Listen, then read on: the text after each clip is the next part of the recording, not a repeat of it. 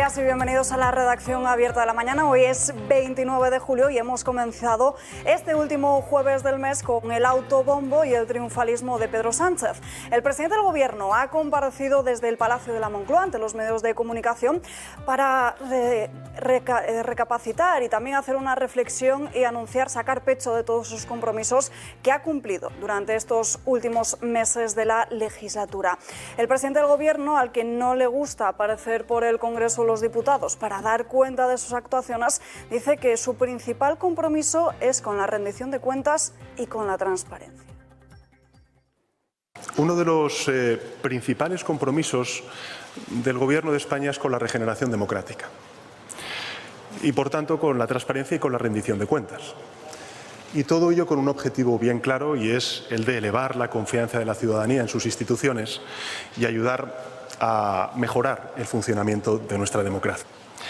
A estas alturas de la legislatura, de esos 1.463 compromisos, ya se encuentran activados y, por tanto, iniciados en su cumplimiento el 94% de los mismos. En tan solo un año y medio de legislatura, casi la totalidad de los compromisos se han iniciado y 1 de cada 3 están completamente cumplidos. Esto ha sido hace apenas una hora y 2 horas después comparecerá también Pablo Casado para hacer frente a ese triunfalismo de Pedro Sánchez con otra comparecencia en la que también va a hacer un balance de este curso político a la una desde Génova. Y tenemos ya la primera reacción de Santiago Abascal a través de las redes sociales. Un tuit le ha bastado al líder de Vox para valorar esa comparecencia de Pedro mentiras, así lo ha calificado él. Abascal le ha echado en cara que nunca acuda al Congreso y que solo se escuche a sí mismo y también a sus aduladores. Recoge también Rebelión en la Granja acertadamente todas y cada una de las polémicas de las que no ha hablado o de las que ha pasado a de pies puntillas. Temas como de los que se ha olvidado Pedro Sánchez, como la invasión migratoria, la crisis generada por Marruecos, el vergonzoso paseillo con Joe Biden.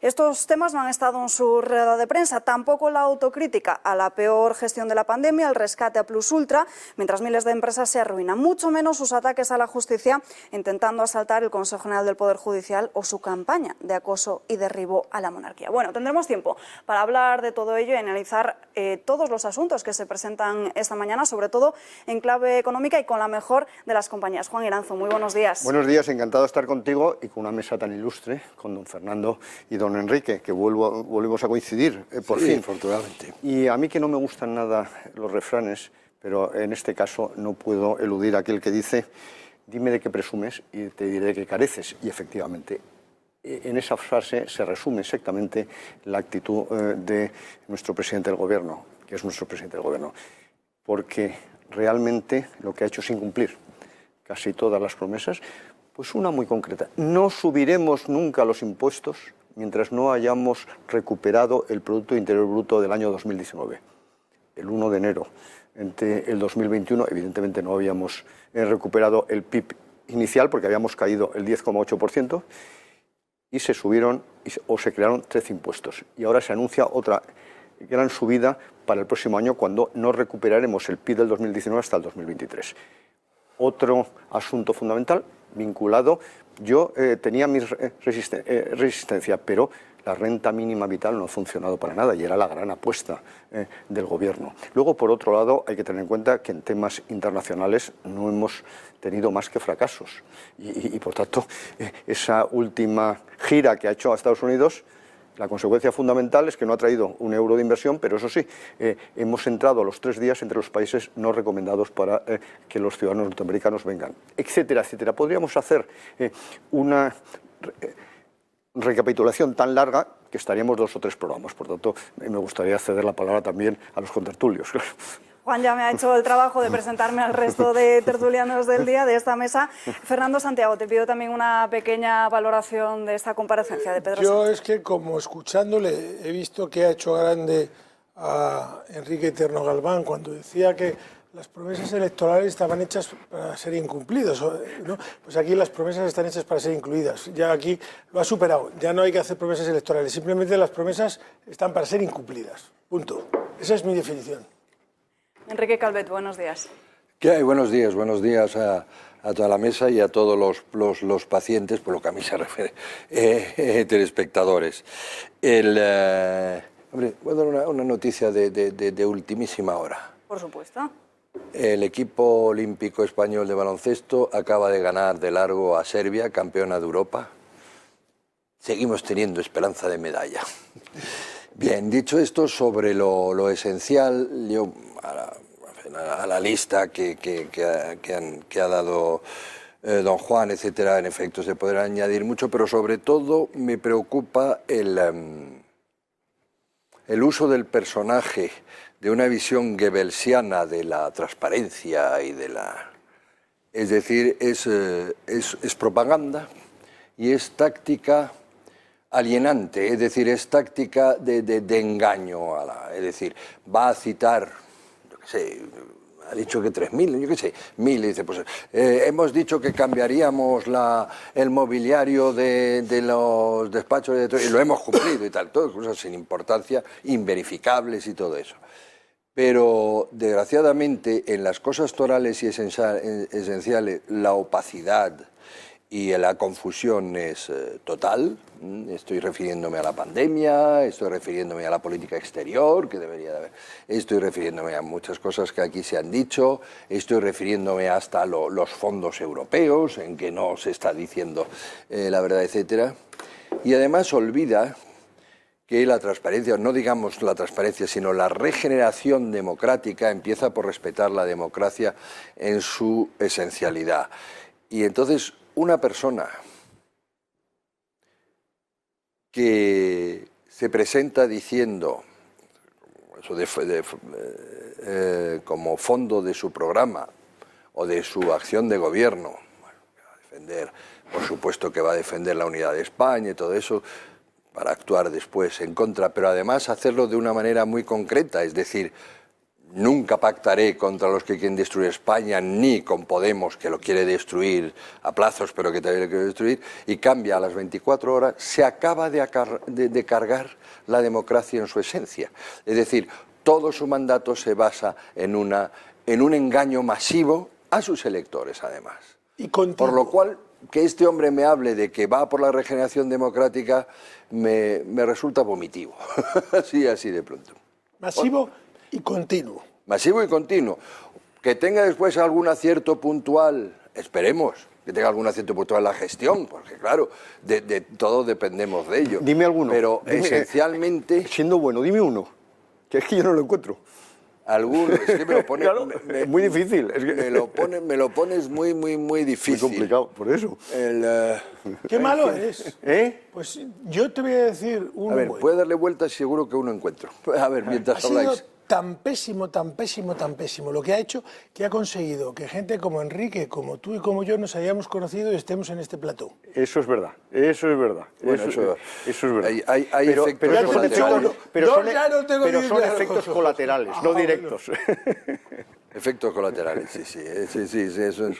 Pero ya pensaré, seguro que encuentro alguno, yo que sé, en el ámbito del pero te está costando, deporte o en el ámbito de... algo ha tenido que hacer, sí. Pues mientras Enrique sigue reflexionando ahí a ver si se le ocurre algún asunto, nos metemos de lleno en lo económico porque esta misma mañana nos han llegado los datos de la EPA según los que el mercado laboral parece animarse y resucitar un poco con la buena evolución de la pandemia, el levantamiento de esas restricciones en las diferentes comunidades autónomas y también de cara al verano. Ahí lo están viendo, la ocupación ha aumentado en 464.900 personas, el total de desempleados supera ya los 3,5 millones y la tasa de paro en este segundo trimestre se sitúa en el 15,26%. En este trimestre, el incremento de la contratación es evidente, ha sido debido también a la estacionalidad, debido a la cara del verano, el 76% ha sido temporal y también hay que tener en cuenta en estos datos que no se incluyen en esa cifra de desempleados todas esas personas que están en un ERTE.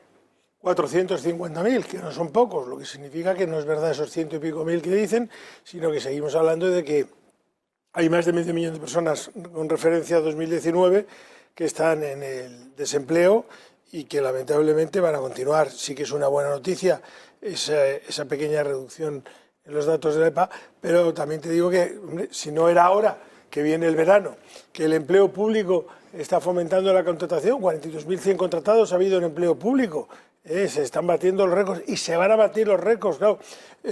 Como sigamos contratando al ritmo que van a contratar, de acuerdo con lo que ha salido publicado, pues lograremos reducir evidentemente los datos de la EPA, pero es artificialmente, porque al final deberíamos de sacar aquí, deberíamos analizarlo estructurado, habría que sacar cuáles son los trabajadores temporales de verano, cuántos de todos estos que ahora se han contratado van a volver al desempleo dentro de 2 meses, porque el 31 de agosto o el 1 de septiembre volverán al paro, cuántos van a continuar, cuántos son funcionarios públicos, que tampoco debe de contar evidentemente, y cómo queda la situación. Y a lo mejor entonces nos sorprendemos. Lo que pasa es que los datos del 15-26 son de esta mañana y no nos ha dado tiempo todavía a analizar. Fíjate, no somos capaces de encontrar algo bueno que haya hecho el señor presidente, porque Enrique está todavía callado, como para conseguir los datos de la EPA. Yo le he visto cosas, ha hecho alguna cosa buena rectificando lo que pensaba hacer al principio, pero eso no me vale, pero algo encontraré. De todas maneras, si puedo... Sí. No, por favor. Porque don Juan Enrique, empezará, no, hombre, por favor. Muy bien. Hay que saber que la EPA acierta más en cuanto a la valoración y sobre todo en comparación internacional del paro, ya que no es un registro, como hace el antiguo INEM, ahora se llama SEPES, creo, o lo que sea, pero es esa base de encuestas, ¿no? Y aquí sí que las personas dicen que no han trabajado y están buscando trabajo, pues en los últimos 15 días, de los detalles ya no me acuerdo. Y entonces, claro, los que están en ERTE, aunque estén deseando trabajar, pero como se supone que tienen un contrato, es decir, están como si estuvieran de baja médica, entonces eso no cuenta como parado. Por eso a esa bolsa hay que tenerla en cuenta, como muy bien dicen mis compañeros. Y después, todos los meses vamos a tener que debatir, y todos los meses yo quiero recordar que el problema del paro en España es un problema gigantesco, único en Europa y probablemente en los países de la OCDE por brutal, es estructural. Es estructural. Entonces, partimos de tan bajo, tan bajo, porque un 16% es una barbaridad. Un 16% en Estados Unidos es una guerra civil, o sea, que hay que darse cuenta de lo que es eso. Entonces, partimos de tan bajo que es fácil ir a más, ¿no? Cuando se está intentando recuperar la actividad que hubo antes. Entonces, yo espero que sigan habiendo en ese sentido lo que podríamos llamar buenas noticias. Pero el paro estructural probablemente haya aumentado. Si el paro estructural español antes estaba alrededor del 10%, que es monstruoso, es posible que se colocara en el 12%, es decir, que no tengamos capacidad de absorción, ni capacidad, por cierto, de inmigración, solo emigran nuestros cerebros, para estabilizar el mercado en España. Entonces eso hay que tenerlo en cuenta, es decir, que la cifra coyuntural puede dar para chanzas políticas entre partidos, pero el problema, que merecería, por supuesto, es una cuestión de Estado, ¿verdad? Pues un acuerdo entre la mayoría de los políticos y técnicos de este país, eso no ha mejorado ni mejora con este tipo de cifras, ¿no? Porque eso supone cosas desde tocar la educación, tocar el problema energético que tenemos, que hacen que nuestro tejido productivo sea muy incompetitivo estructuralmente, comprar muchas cosas para reducir el paro estructural. Aquí parece que nos contentamos con un día llegar al 14%. El 14% es una sociedad destruida, que se sepa. Pero tú fíjate, estás hablando de un 16%, 15 y pico por ciento, en cuanto a desempleo, y los ERTES, que son 450.000, suponen un 3,02% del conjunto general de los trabajadores activos en España. Por lo tanto, estamos hablando de un 20% de población en estos momentos está en el desempleo. Porque digan lo que no digan, un señor que cobra del SEPE y que no puede trabajar aunque quiera, es un desempleado. Lo pongan como lo pongan. Sí. Y además que ni siquiera cotiza, porque el 70% de estos 450.000 trabajadores en ERTE están exentos de cotización. Por lo tanto, se asemeja más a una situación, como has dicho tú, de guerra. Es que el 20% de nuestra población activa, que es una locura, el 20% no trabaja porque no puede. Exacto. Y quiere más, y ya le cedo la palabra a don Juan. ¿Cómo aguanta España? La economía sumergida. Es decir, evidentemente todo esto del salario mínimo y tal, todo esto lo que hace es expulsar gente a la economía sumergida, porque las cosas se tienen que seguir haciendo, solo que el empresario ya no puede pagar ese salario mínimo más las cosas. Entonces, eso es un clásico. pero eso también es destructivo y disolvente para una nación, aunque llevemos muchos decenios con ello. Y no sé si don Juan está de acuerdo. Estoy de acuerdo con lo que habéis dicho los dos, por supuesto, y además me ponéis muy difícil que diga algo más. Perdón, pero perdón. no, por supuesto no. Para ti hemos dejado que digas Habéis la parte positiva del presidente del gobierno. Pues luego lo pienso, yo necesito más tiempo. Pero en este sentido, en primer lugar, me alegro muchísimo por las 466.000 personas que por lo menos durante un tiempo van a poder trabajar. Porque a través del trabajo se produce la realización personal, pero además se mantiene todo el sistema, sobre todo el sistema asistencial. En segundo lugar, hay que tener en cuenta que cuando tú hundes un balón en una piscina y lo sueltas, pues sale volando, pero luego se queda estabilizado. El segundo trimestre, probablemente la economía española haya crecido respecto al anterior un 16-17%, porque veníamos de hundirnos, de tal manera que eso se ha visto en el empleo. ¿Por qué?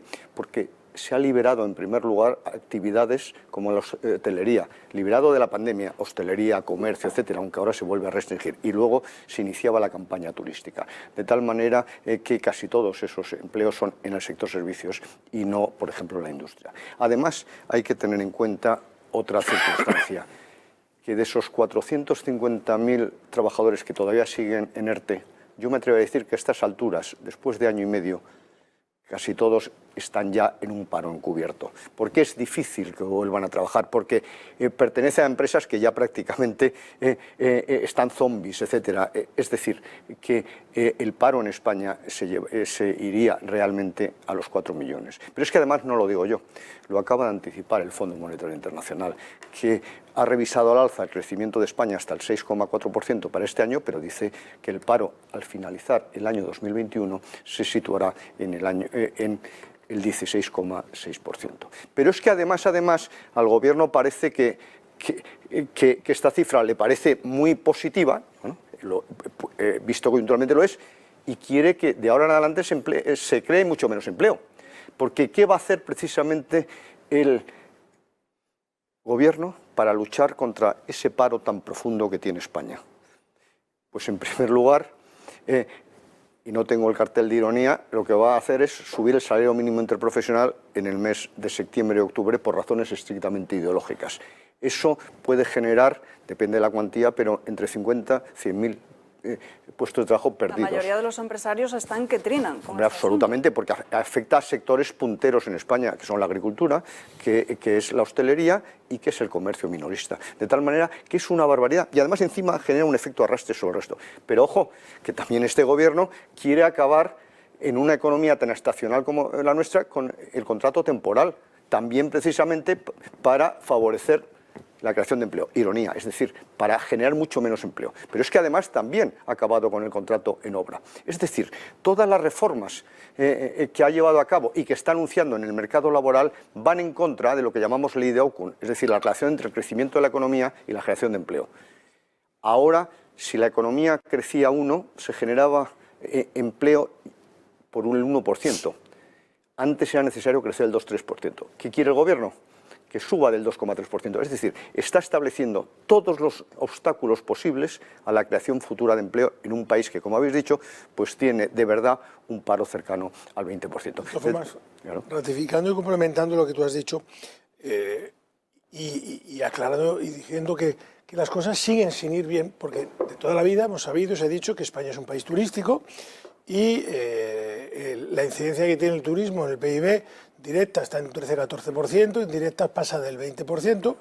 De los trabajadores en ERTE que has estado hablando, que es una cifra que debemos tener en cuenta, que de las 110 actividades en las que está en ERTE, 2 de ellas acaparan el 43%, claro, que son las del turismo, lo que significa que las cosas no están viendo bien. De sus 450.000 trabajadores, 110.000 pertenecen al servicio de restauración, que se dice pronto. 78.000 pertenecen a hotelería, a hoteles.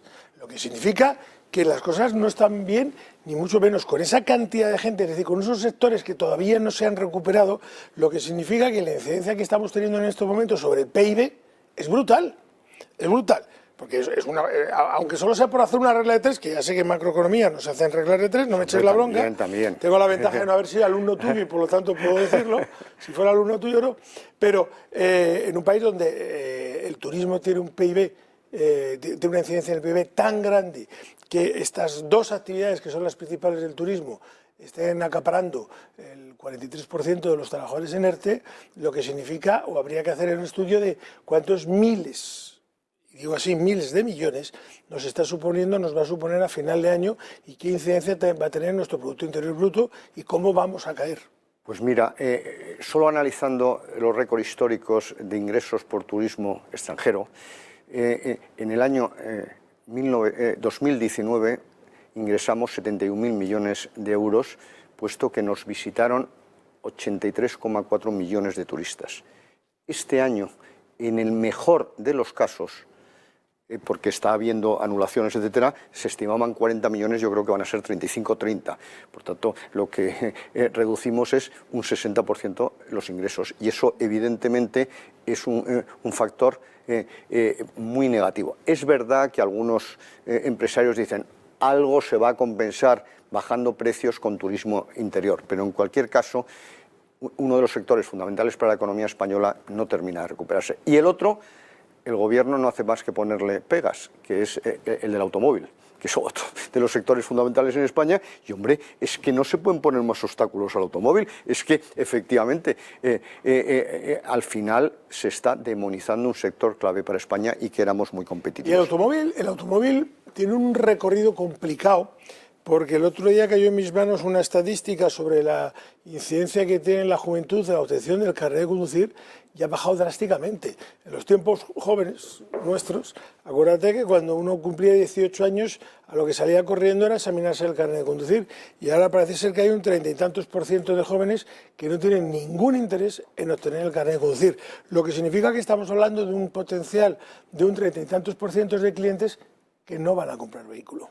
Así es. Y por lo tanto, a la vuelta de 5, 6, 7, 8, 9 años, que están aquí al lado, que no están tan lejos, el sector del automóvil, como no logre modificar esta tendencia en nuestros jóvenes, va a tener un serio problema, porque precisamente quien tiene, digamos, en ocasiones, aunque parezca que no, la más facilidad, que no la más capacidad, pero la más facilidad para comprarse un vehículo, etcétera, suele ser la gente joven, que bueno, pues su primera vez, la ilusión, etcétera, aunque sea de segunda mano, y esto va a dar un vuelco en los próximos 5 o 6 años, y la gente del sector automóvil se está trincherando porque lo están viendo de lejos, porque esto ya viene muy de lejos. Enrique. Sí, yo es que he encontrado 3 cosas. Buenas que ha hecho. Sí, pero en un mar... vais a ver. Por ejemplo, la primera. O sea, las 3 cosas son una gota de agua dentro de un mar de catástrofe. La primera, oponerse a la campaña anticárnica de Garzón. En eso hace una cosa buena, que es apoyar al Ministerio de Agricultura, que yo creo que está haciendo cosas puntuales buenas en su sector. Hay partes subsectoriales en agricultura que no están de acuerdo. Siempre es un mundo difícil de equilibrar, pero creo que está haciendo cosas buenas. Pero defensa un tanto tibia, porque Alberto Garzón, nadie le ha movido la silla en esa remodelación del gobierno. Simplemente dijo que se comería un chuletón. Es que eso es la gota dentro del marasmo absoluto, que es haber nombrado a Garzón, a ese error de la naturaleza, ¿verdad?, haberlo nombrado ministro. La segunda cosa, haber por fin, después de no sé cuántos años, dentro de la gestión de Marlaska, que es una catástrofe histórica universal para la población española, les ha comprado a determinado cuerpo de policía para, en fin, modernizarlos un poco, las pistolas Ramón, que no sé, sin duda quien les puso el nombre de Ramón a esa pistola conocía a mi difunto padre, que en paz descanse, que se conocía, vamos, que tenía su aquel. Por eso es lo único que, después la gestión de la fuerza de seguridad, no hay más que preguntarle.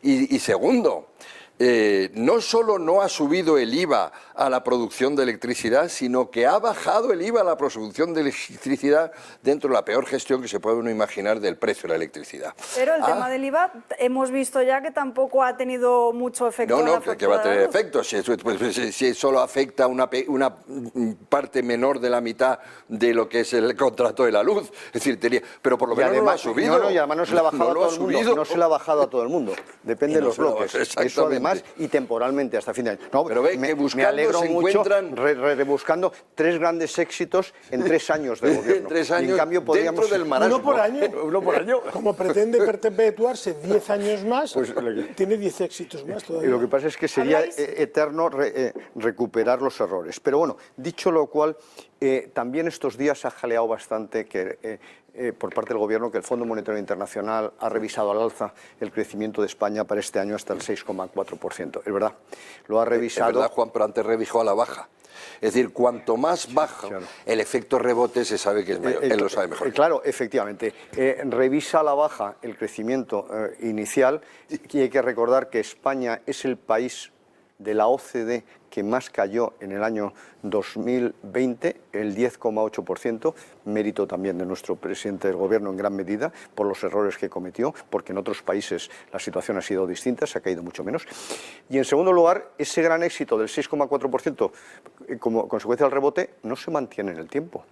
De hecho, según las previsiones del Fondo Monetario Internacional, en el año 2023 alcanzaremos el nivel del 2019 y a partir de ese momento casi encefalograma plano, no da crecimiento. Por tanto, ¿qué quiere decir?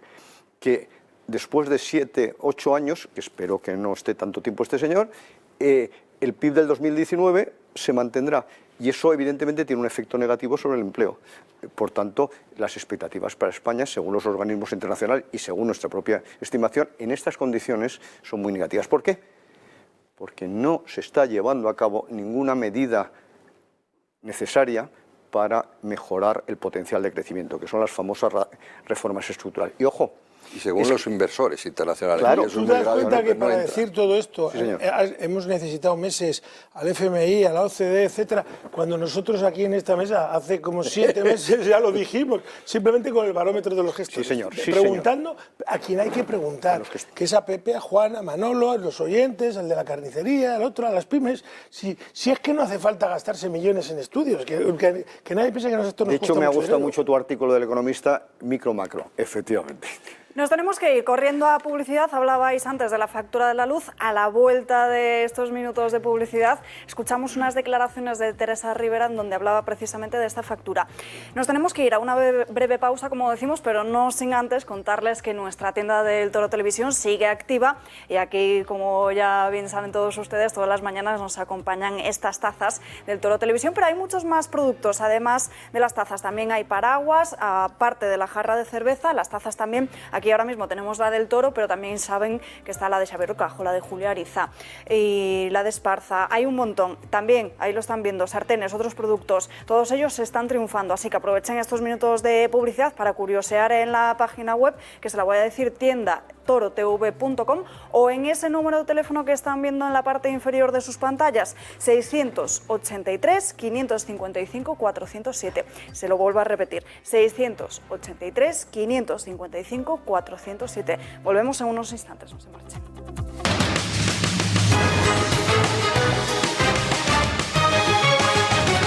Pasa un minuto de las 12:30, bueno, ya 2 justo ahora. Cambiamos de asunto, hablamos del próximo Consejo de Ministros porque pensábamos que el de este martes era el último, pero no, el último del curso político va a ser el martes de la semana que viene, el próximo día 3 de agosto, en donde se va a aprobar una prórroga del mal llamado escudo social que se desplegó durante la pandemia ante esa situación que vivieron miles de familias en España cuando llegó la pandemia a nuestro país. PSOE y Podemos han llegado un acuerdo, han cerrado todas esas negociaciones para alumbrar un real decreto que amplíe esa prohibición de los desahucios y también el corte de suministros básicos como pueden ser el agua, la luz y el gas. Con esta decisión el Ejecutivo de coalición asume que esa recuperación económica y social además no es una realidad. Además de todo esto, ayer Teresa Rivera, la vicepresidente del Gobierno, aseguraba que la factura de la luz que es posible que siga subiendo en los próximos meses. La escuchamos. Y años. Nosotros somos prudentes. Nuestra estimación es que es probable que en lo que queda de año se manejen un rango alto de precios y vamos a seguir muy atentos. Dice Teresa Rivera que los precios seguirán siendo altos en los próximos meses y apuntaba Enrique Calvet, también durante los próximos años. Sí, porque el paso a la economía verde esta que tanto se cacarea y que España abraza de manera alocada, atolondrada, inconsciente, porque no se trata de ir contra el trending topic, ¿no? Bueno, pues habrá que mejorar, hacer las cosas bien, pero todo está también en el cómo y en el tiempo, en fin, viendo lo que hacen tus competidores y viendo también de dónde parten y viendo las ayudas que puedes recibir. Porque evidentemente será más cara. Es decir, tanto la transición como el nivel estable de energía cuando hayamos hecho la gran revolución, que falta muchísimo, será más cara, será más cara. Hay cosas, aprovecho que está aquí don Juan, porque muchas veces lo he oído hablar del hidrógeno. El hidrógeno que teóricamente, técnicamente tiene grandes promesas, pero es muy caro, y además de ser muy caro todavía tiene, bueno, pues solo hay un 40% de rendimiento, es muy difícil comprimirlo, en fin, tiene una serie de problemas técnicos. Entonces, todas esas cosas conviene, es como lo que hicimos con el coche eléctrico, conviene no ser el cobaya. Conviene no lanzarse, que es lo que nos pasó también con los paneles solares domésticos y todo eso, ¿no?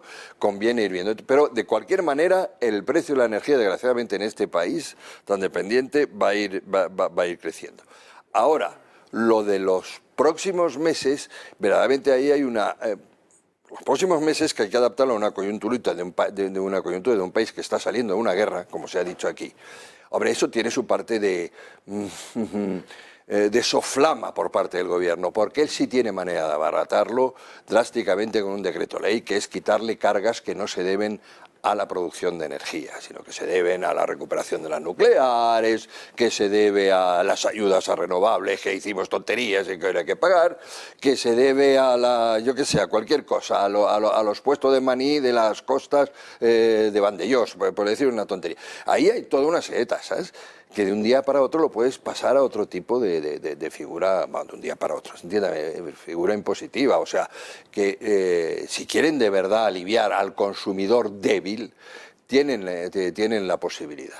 Que no quieren, lo que quieren es ir acostumbrando a la población en general a que va a tener que pagar más. A mí el tema del hidrógeno me parece muy interesante, pero sí que es cierto que se habla mucho, corríjanme, porque yo no soy experta, se necesita agua potable, sería carísimo además, y si se coge del mar, el proceso para transformarlo se encarece todo pero mucho antes más. de que empiece el técnico, que es Juan, que es el que más sabe... Hombre, no, en absoluto. Sí. Lo que se necesita es voluntad. Vamos a empezar por ahí. Porque aquí va a pasar como con todo. Porque efectivamente todos estamos de acuerdo que el hidrógeno va a ser el futuro. Pero, por ejemplo, hablamos del coche de hidrógeno, que hay coches de hidrógeno ya. Pero ¿dónde está la única planta suministradora de hidrógeno en toda España? En el norte. Entonces, como narices se va a comprar un señor, aunque sea de cobaya, un vehículo de hidrógeno en Madrid...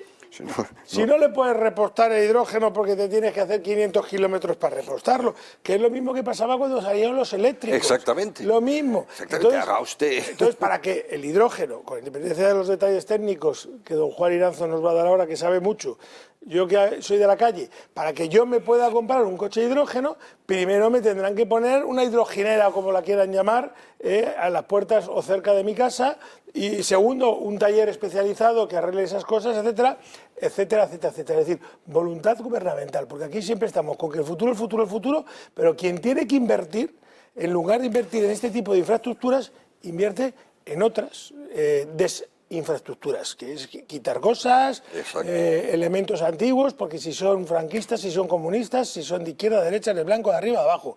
Lo que hay que hacer es poner infraestructuras nuevas e infraestructuras que sirvan para fomentar el emprendimiento y que sirvan para el trabajo. Y ahora ya sí, ya le doy la palabra a nuestro experto, don Juan Iranzo, experto en hidrógeno. En hidrógeno y un poquito en el sector eléctrico, de tal manera que vamos por partes. Y en este caso lo vamos a dividir por plazos.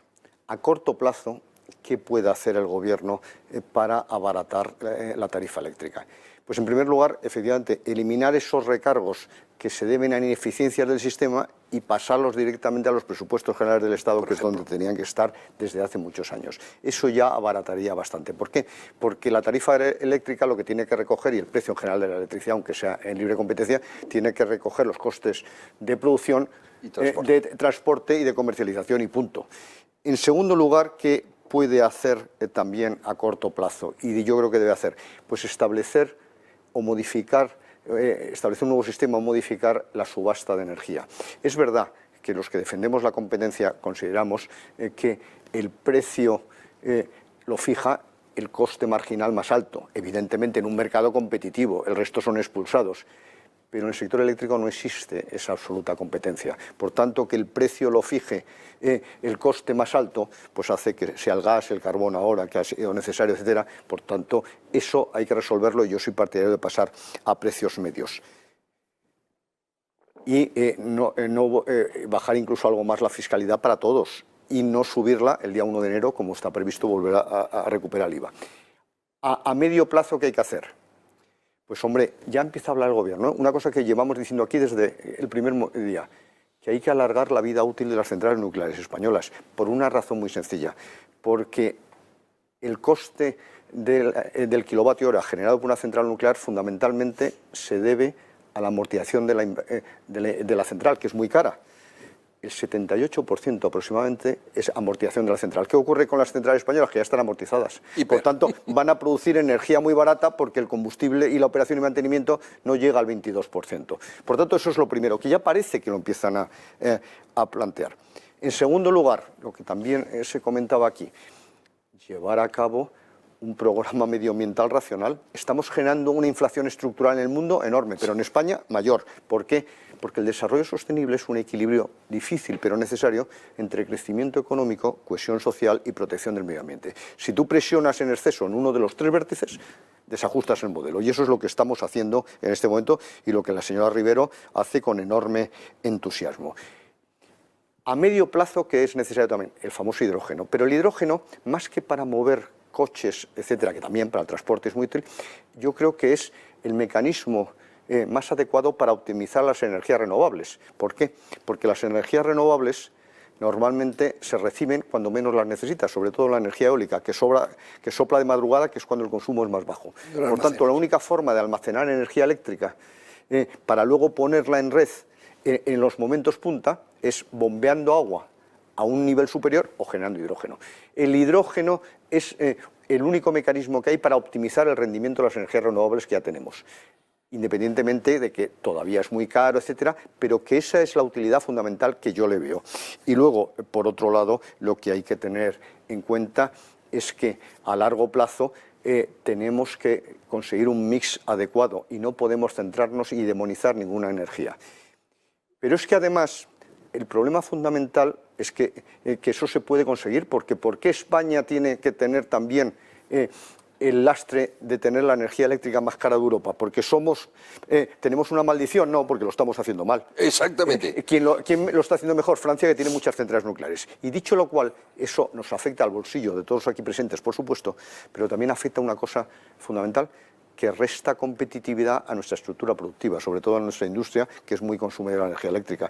Y eso hace que algunas actividades se estén relocalizando. Por tanto, señora Rivero, no ponga esa cara de resignación y busque soluciones que las hay. Trabaje. Y que las hay. El problema es que ¿cuántos años vamos a tardar en recuperar el tema de las centrales nucleares? Porque aunque nos pusiéramos mañana, tenemos 30 o 40 años por delante. Sí, pero por lo menos no paremos dentro de 2 o 3 años Almaraz, por ejemplo. Estamos completamente de acuerdo. Y de hecho, en muchos países, empezando por China, están construyendo nuevas centrales, completamente de acuerdo. Pero por lo menos no paremos las que tenemos. Y en Finlandia. Y en Finlandia. Y en Finlandia están haciendo... Yo lo que... solo añadir una cosa que ya es un poco utópico, pero al final la utopía... yo creo... Primero, no es que el hidrógeno sea el futuro, es una de las partes del futuro. Desde luego, yo creo que habrá una convergencia dijista en fuente. Y yo creo que algún día la inteligencia volverá a los empresarios cuando de verdad se esté agotando los fósiles y tal. Y me gustaría que parte de ese futuro, y gran parte de ese futuro, fuera la tecnología de la fusión nuclear. Fusión, no fisión, que es la que produce los residuos, que tampoco se ha invertido en cómo neutralizar los residuos, porque todo esto hay que tener en cuenta que ha habido una enorme campaña dirigidas por las 7 majors, la grande, la Shell y tal, la compañía, apoyada y con los sicarios, que son muchas organizaciones ecologistas, para que no se hiciera ninguna investigación en lo nuclear y poder seguir vendiendo su petróleo. Pero ha llegado el momento de hacer esa investigación, Novio lo ha hecho, en fin, y hay...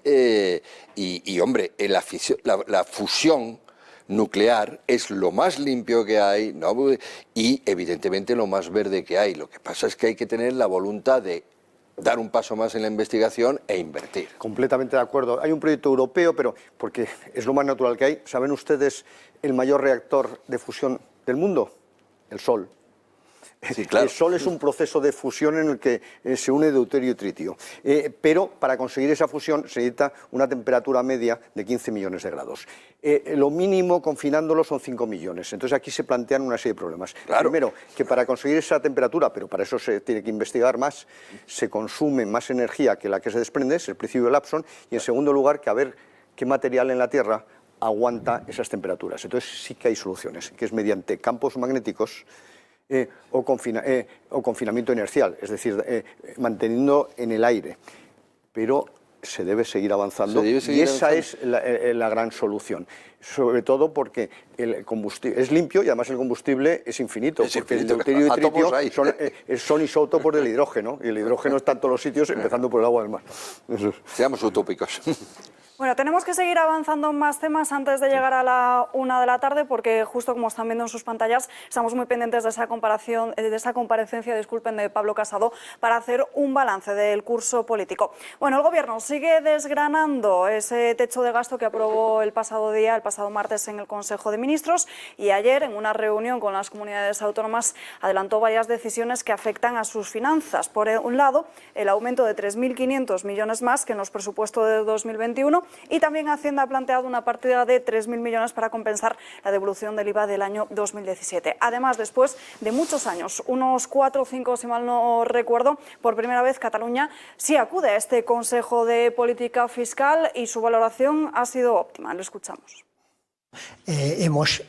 Podemos hacer un balance en general positivo, en el sentido de que había una serie de incógnitas que necesitábamos despejar y que han servido pues, para tener los datos concretos que necesitábamos para elaborar el presupuesto.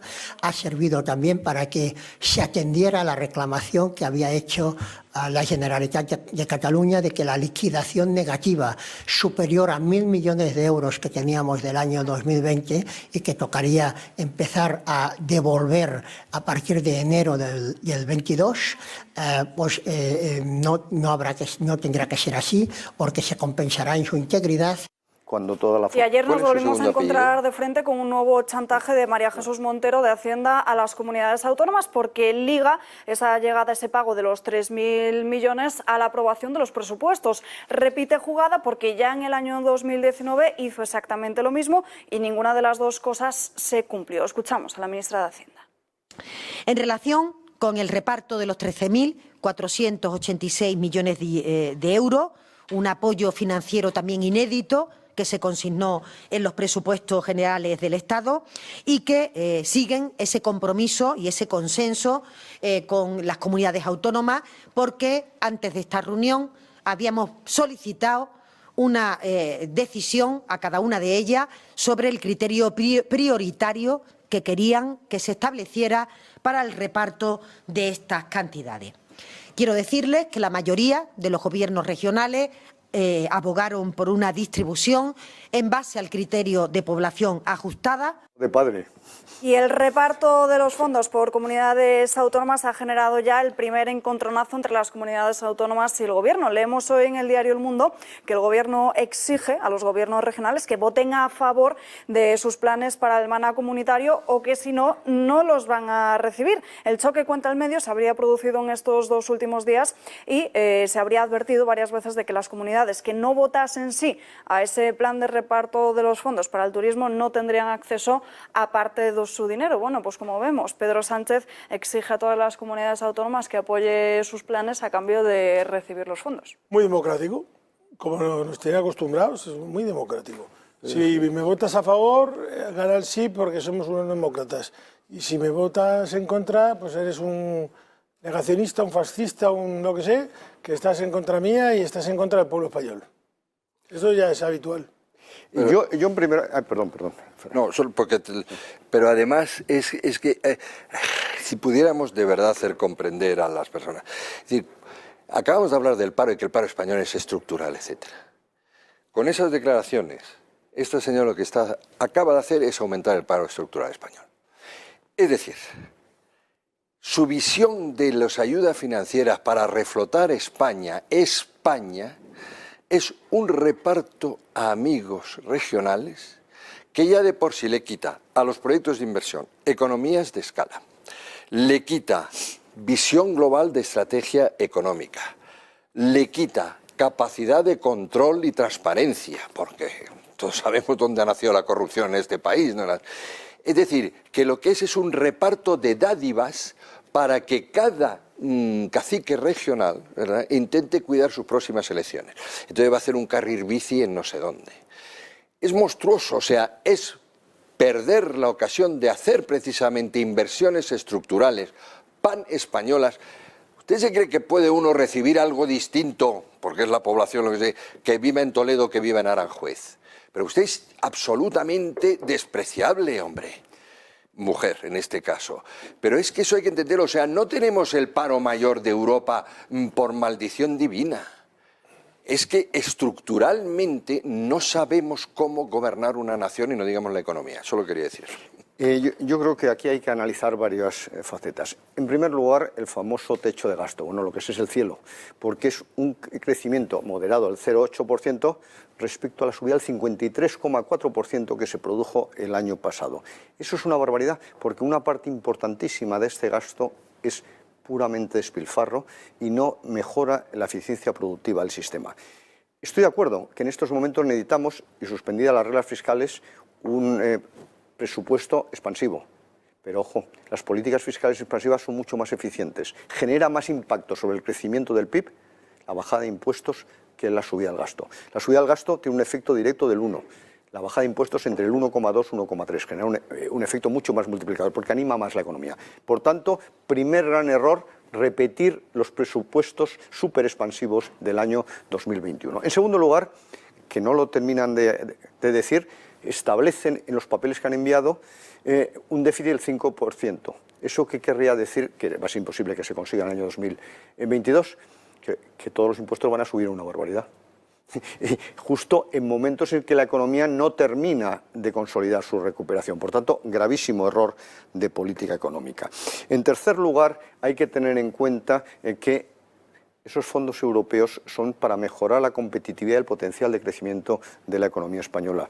Y como yo me temía, este gobierno, porque ya había hecho afirmaciones anteriores, no lo ha entendido así, sino que lo ha entendido como una asignación discrecional de dinero, el bienvenido Mr. Marshall de este momento. Y eso es un error espectacular, porque además esos fondos tienen que ir acompañados de memorias económicas en cada proyecto y de reformas estructurales en la dirección correcta. Por tanto, ¿qué me atrevería yo a decir una vez más en esta mesa? Que ya veremos cuántos fondos llegan de los presupuestados, porque para el año 2021 se habían presupuestado 27.000 millones y como mucho van a llegar 18.000 y yo me atrevo a decir que no más de 15.000 en el año presente. Y luego, por otro lado, hay que tener en cuenta que efectivamente este gobierno no asigna adecuadamente el gasto, sino que lo que pretende es crear una estructura de votos cautivos y una mayor presencia del sector público, porque no podemos seguir aumentando el número de empleados públicos. Hombre, no solo esa oferta histórica que va ahí de 34.000, me parece que son, nuevos funcionarios, sino que es que ha aumentado el empleo público más de 140.000 desde el comienzo de la pandemia, con resultados cada vez más ineficientes. Por tanto, la política económica discurre justamente en la dirección incorrecta. La laboral, ya decíamos antes, que va en el sentido contrario, y la fiscal también. Sí. Además, y yo lo añado, perdona, es tradicional en España, desde que hemos entrado en la OE, que no tenemos la capacidad administrativa, el corpus suficiente como para gastar todo lo que todos los años nos llega, de manera natural, no digamos ahora que... Y la manera de tenerla, aparte de modernizar, reforzar la formación y tal de nuestra administración, no es multiplicar, es hacer unos proyectos más grandes, pero un proyecto que un buen equipo controle. Si haces 1000 proyectos, tienes que que a nivel provincial o no digamos municipal tienes que crear 1000 controladores que probablemente no tendrán ni la capacidad ni la porque no los improvisas, ¿no? Por lo tanto, seguimos con el problema de no poder gastar porque no se hace a base de funcionarios, se hace a base de gente competente que tenga en la cabeza el modelo global de las reformas que necesita España, ¿no? Es que además si Europa por fin nos manda los fondos, yo me temo que puede suceder como con el Plan E, que sea, según el Tribunal de Cuentas, el mayor despilfarro de la historia económica de España. No vamos a recibir más de 20-25.000 ni los vamos a gastar, ni los vamos a emplear. En primer lugar. Segundo, no los vamos a gastar. Exacto. Tercero, Europa, ojalá me equivoque, nos lo va a congelar porque va a comprobar que está habiendo despilfarro público. Cuarto, hay fondos que se han empezado a repartir. Por ejemplo, los fondos que se han asignado a las comunidades autónomas de acuerdo con el Real Decreto Ley 5/2021, que son esas famosas ayudas directas que se están haciendo a las empresas. Vamos a ver qué catombe viene a partir del mes de septiembre, que es verdad que se han entregado mucho a muchas empresas, cuáles las justificaciones, porque los requisitos que han puesto son tan complicados que prima al golfo frente al honrado, voilà. al mal gestor frente al buen gestor, porque la primera finalidad de los fondos que se han entregado, que han recibido muchas empresas ya y espero que me escuchen los que lo han recibido, la primera finalidad es pagar a proveedores. Pero claro, si tú de tu bolsillo has sacado dinero y les has pagado, o tenías la empresa bien gestionada y la tenías con dineritos y has logrado pagar en plazo a tus proveedores, estos fondos no te valen para eso. Sin embargo, si tú has sido un mal gestor o un golfete que los has dejado un año sin cobrar y ahora te llega esa pasta, tú les pagas y ya tienes la justificación de los fondos y no vas a tener que devolverlo. Si tú haces un préstamo de socios a la empresa y ahora te reciben los fondos, vas a tener dificultades si se lo devuelves a los socios. Si has acudido a una financiación privada, a un ICO, etcétera, ahora vas a recibir el dinero y lo vas a poder justificar. Con lo cual, tú fíjate qué barbaridad.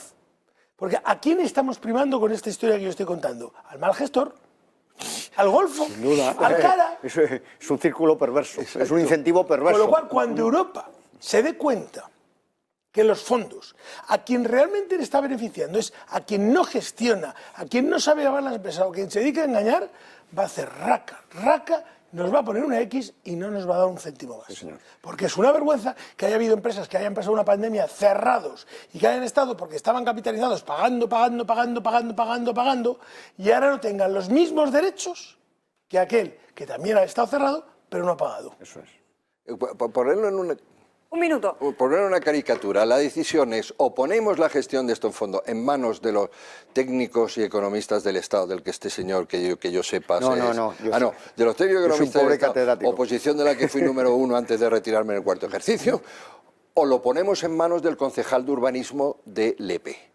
Eso es lo que estamos hablando, entre otras cosas, ¿no? Nos tenemos que ir a pausa, disculpadme, y también antes de irnos a esta breve pausa, contarles que a 45 kilómetros de Madrid capital por la A1, carretera Burgos, desarrollamos y promovemos Urbanización Los Olivos, una urbanización privada única en Madrid con fincas de recreo de hasta 3 hectáreas cada una en plena naturaleza. A solo 4 minutos contamos con todos los servicios básicos, centro médico, colegio, farmacia, supermercados y además rodeada de los pueblos más bonitos de Madrid como Patones. En cada finca se permite la construcción de una vivienda de 600 metros, además de bodegas, boxes o lo que usted prefieran, esos 30.000 metros cuadrados. El lugar perfecto para residir todo el año como casa de campo y finca de recreo.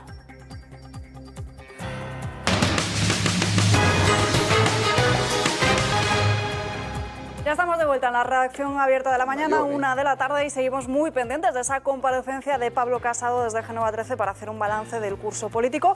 Y uno de los temas que seguro que va a tratar va a ser el de la conferencia de presidentes de mañana, en la que finalmente Íñigo Urkullu sí va a estar, lo confirmaba ayer. Sí, pero eso nos ha costado. He adoptado esta decisión que me compete única y exclusivamente a mí como Lehendakari y en orden a lo que ha sido también una interpretación de lo que es la relación bilateral y la relación multilateral. Pues en estos últimos días Urkullu había estado aireando sus dudas con una jugada que ya hizo en el año 2019, si no me equivoco, en La Rioja, y al final ha conseguido su propósito, porque va a acudir, pero a cambio de que Pedro Sánchez le haya cedido más impuestos. Estamos hablando de la concertación de esas tasas como el IVA, el impuesto de transacciones financieras, denominado tasa Tobin, o el impuesto de determinados servicios digitales, como es la tasa Google, que podrán recaudar las haciendas vascas. No sé cómo lo veis. Y el IVA de las ventas a distancias, que no es poca cosa, ¿eh? Sí, sí. Y eso es lo que dicen.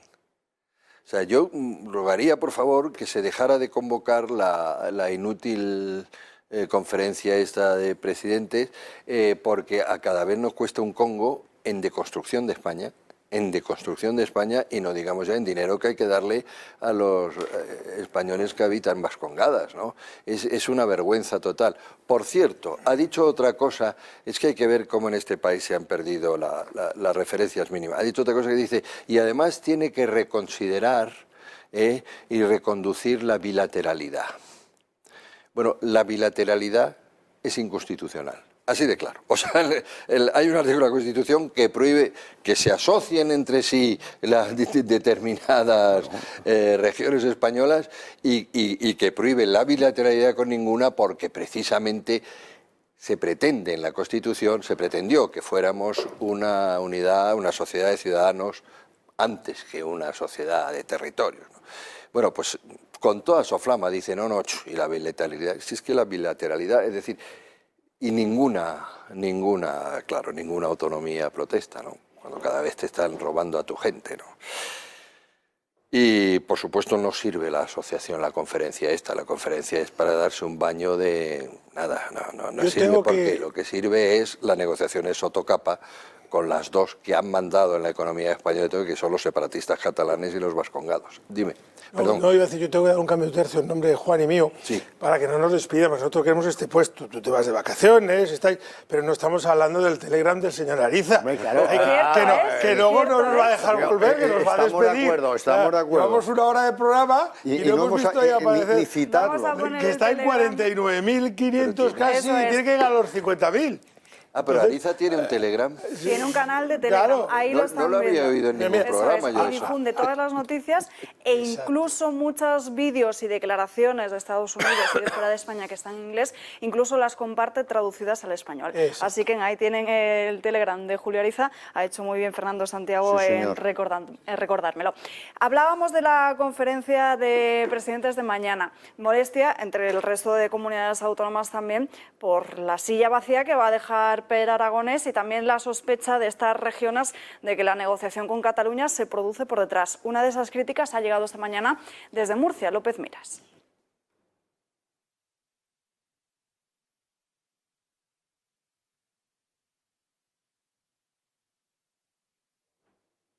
Parece que no podemos escuchar esas declaraciones de López Miras, del presidente de Murcia, donde decía que se sentían discriminados bajo esa sospecha de declaraciones a la espalda del gobierno de la Generalitat de Cataluña. Y tiene toda la razón del mundo. Mira, los que hemos estado, o tenemos la suerte de estar en consejos de administración, sabemos lo que es tener prepactadas las cosas, porque en muchas ocasiones, cuando estás con los accionistas y entonces resulta que ya tienes todo hablado, todo pactado, y de repente te dice, ya hay que ir a la reunión del consejo el jueves a la 1. Dices, pero si yo me iba a comer. Dice, pero si ya está todo pactado, ¿para qué voy a ir? Te cedo el voto. Claro, te cedo el voto. O sea, que nadie se piense que va porque va a hacer un feo. No va porque su problema ya lo tiene arreglado. Y entonces, como ya está atado y bien atado, ¿para qué va a perder el tiempo en esto? Y entonces es una falta de respeto a los que van, es una falta de respeto a los votantes de todos, es una falta de respeto al pueblo español. Absolutamente. Pero ojo, no del señor Per Aragonés, que ya nos tiene más que acostumbrado a toda esa falta de respeto, del presidente, que lo permite y que lo hace. Se tiene que acabar. Estas reuniones se supone que es para llegar ahí a los acuerdos de hacer todo. Si tú ya lo tienes pactado todo, o sea, cualquiera de los que se esté escuchando, si tu hijo ya ha pactado contigo que se va a ir esta semana de vacaciones con la novia, ¿tú crees que va a venir a la cena esta noche? ¿Se va a ir con la novia? Pues este hace lo mismo.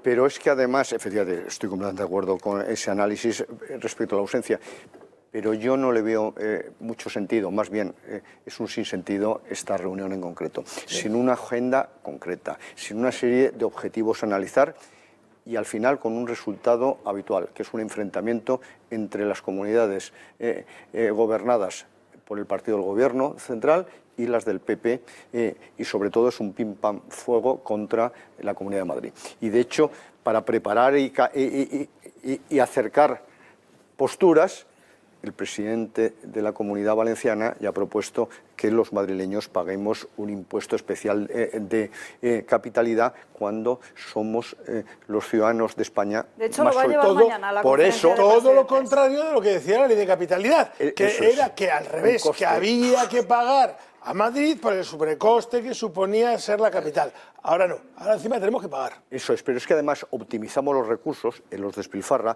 Nosotros somos los más solidarios de España. Cada madrileño transfiere al resto de España 6.600 euros al año. Valencia es un receptor neto. Pero también para acercar posturas se ha cambiado el criterio de asignación de esos 13.000 millones de euros de fondos a los que se refería la ministra de Hacienda, y ahora resulta que a Madrid le toca menos, porque antes era población y PIB. Como ahora resulta que tenemos el mayor PIB de España, porque somos los que más hemos crecido, pues ahora quitan ese concepto. Y Juan, tú que eres experto en economía, ¿le podrías explicar al señor Puig que los madrileños soportamos 3 administraciones públicas de nuestro bolsillo? Claro. Y que si además de que soportamos 3 administraciones públicas de nuestro bolsillo, los mismos, o sea, los que estamos aquí hoy, soportamos la administración local, Ayuntamiento de Madrid, soportamos la de la comunidad autónoma y soportamos la del Gobierno de la Nación. Tenemos policía de todos los tipos, tenemos barrenderos de todos los tipos, tenemos absolutamente de todo, impuestos por todos lados, y encima ahora tenemos que pagar. ¿Alguien les podría explicar un poco lo que hay que hacer para que, incluso como soportamos eso, seamos la comunidad que más géneros ingresa y que mejor renta per cápita tiene? A lo mejor es porque se trabaja, porque se gestiona, porque se bajan los impuestos, y no precisamente por todo lo contrario, porque se pretende cobrar incluso un fondo de capitalidad, que yo es que alucino, porque, insisto, a mí me enseñaron cuando era más joven que el fondo de capitalidad era por una ley de capitalidad que era entregarle dinero a Madrid por el sobrecosto que significaba, se suponía claro, ser la capital. Así es. Y además resulta que las playas de los madrileños son valencianas. Y es que además tenemos una íntima relación y dejamos mucho dinero en la Comunidad Valenciana, etc. Con esto, ¿qué quiero decir? Que son cargas de profundidad desde el punto de vista político para dinamitar este tipo de reuniones, evidentemente, porque lo que no tiene ningún sentido es que se reúnan los presidentes de las comunidades autónomas españolas con el presidente del Gobierno para generar un enfrentamiento entre unos y otros. Bueno, pues ya está generado. No, y que además siempre que hay una conferencia de este tipo, siempre el País Vasco sale beneficiado. Lo hemos vuelto a ver esta vez, y además con el tema de Cataluña, que dice, ¿para qué voy a ir si yo ya he negociado? Ya sé que del fondo, incluso lo decía el otro día abiertamente Per Aragonés, ya sé que de los fondos me va a tocar tanto y de aquí no me voy a mover.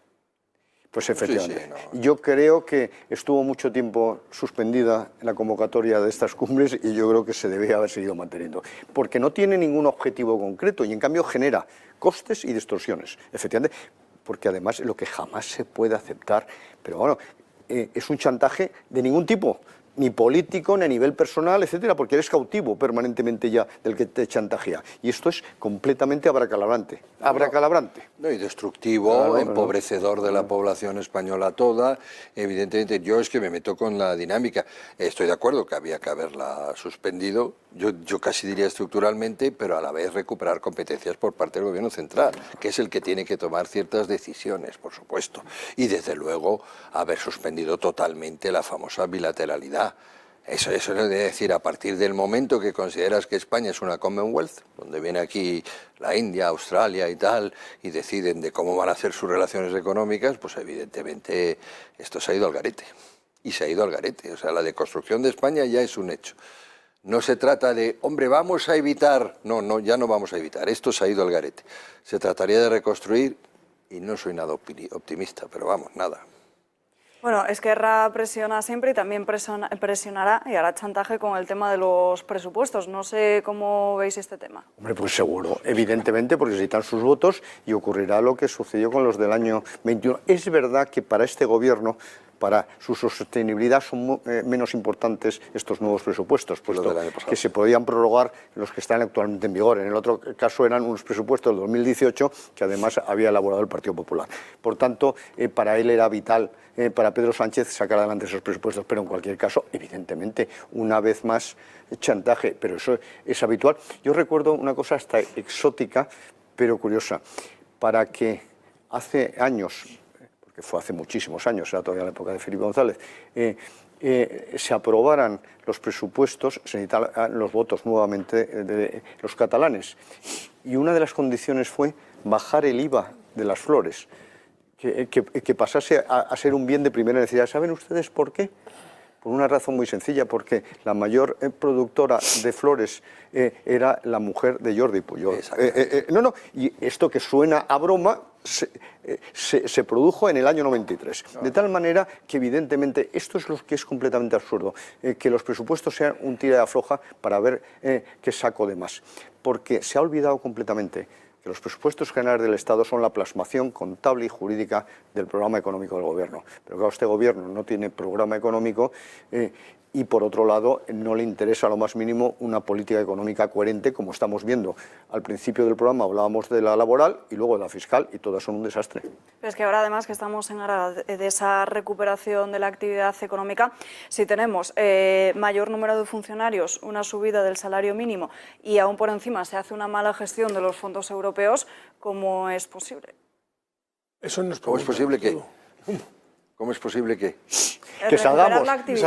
Imposible. Recuperar la actividad. Sí, bueno, la economía sumergida, como he dicho, y porque los empresarios españoles están acostumbrados a pelear. Eso lo voy a decir. Porque al final el 94% del empresariado es pyme, porque saldremos porque Pepe, Juan, Paco, Manolo, María, Pepa y Luisa se van a dejar, con perdón de la hora, los cuernos por sacar su empresa adelante y volveremos a salir adelante, porque afortunadamente este país vive de la pyme y vive del trabajo de estos señores que se llaman autónomos, que trabajan 20 horas al día como cosacos porque no tienen otra necesidad, porque si se ponen malos no producen y no ganan dinero y no pueden pagar la hipoteca. Y por eso saldremos adelante. Pero sin estos, saldremos gracias a los nuestros, a los de toda la vida, a los que son nuestra familia, que son los comercios de las esquinas, las tiendas de conveniencia y las tiendas a las que vamos todos los días, peluquerías, el comercio del traje, el otro. Por eso vamos a salir. ¿Pero cuándo? 2023. Claro, efectivamente, porque evidentemente es que la actividad económica y la recuperación la generan las empresas, y en España fundamentalmente las pymes, y el empleo sostenible. El del sector público yo entiendo que es un lastre. Y luego, por otro lado, hay que tener en cuenta otra circunstancia, que precisamente lo que estamos es limitando la recuperación. Porque, ojo, el Gobierno puede hacer muy pocas cosas a favor de la economía, pero puede molestar muchísimo. Entorpecer muchísimo. Los estorbos a los que se referían los clásicos. Y en este sentido, la Comunidad de Madrid es un ejemplo. ¿Qué es lo que hace? Milagros, no. Deja fluir la libertad empresarial y la libertad personal, y eso hace que la inversión venga a Madrid. La inversión extranjera, el 90% viene a Madrid, pero es que la inversión catalana cada vez está viniendo más a Madrid, etcétera. Que como la presión fiscal es mucho más alta en Cataluña, pues también viene aquí a residir directivos de empresas que están localizados en varios lugares de España, incluido Barcelona y Madrid. Lo que tienes es que generar un escenario adecuado para que se favorezca la actividad económica. Y en España no se está provocando. Y según la OCDE, no según mis propios análisis, según la OCDE, se va a producir una recuperación general de la actividad económica. Pero España va a ser el segundo país por la cola que más le cueste recuperarse. Bueno, Fernando, llevamos ya más de un año después de la pandemia y problemas tan básicos para los ciudadanos como ir a renovar el DNI sigue siendo un problema para miles de ciudadanos. Creo que los gestores administrativos se han ofrecido a la administración pública para intentar solucionar todas estas cuestiones, ¿no? Efectivamente, pero si me permites 30 segundos de lo que estábamos hablando antes, que decíamos de ese adelante. Mira, vamos a salir, ya va a salir publicado nuestro barómetro. Nosotros tenemos una pregunta que hemos hecho a los empresarios de los gestores administrativos que dice, me van a matar los de comunicación por filtrar esta nota. Dice, ¿confían en que el Gobierno aporte ayudas a las pymes para mitigar a la crisis? Respuesta, el 90% de los empresarios no confían. Por lo tanto decías, ¿cómo vamos a salir? Porque vamos a salir sin ellos. Porque ya la empresa española, el empresariado, la gente de la calle, no confía en su gobierno.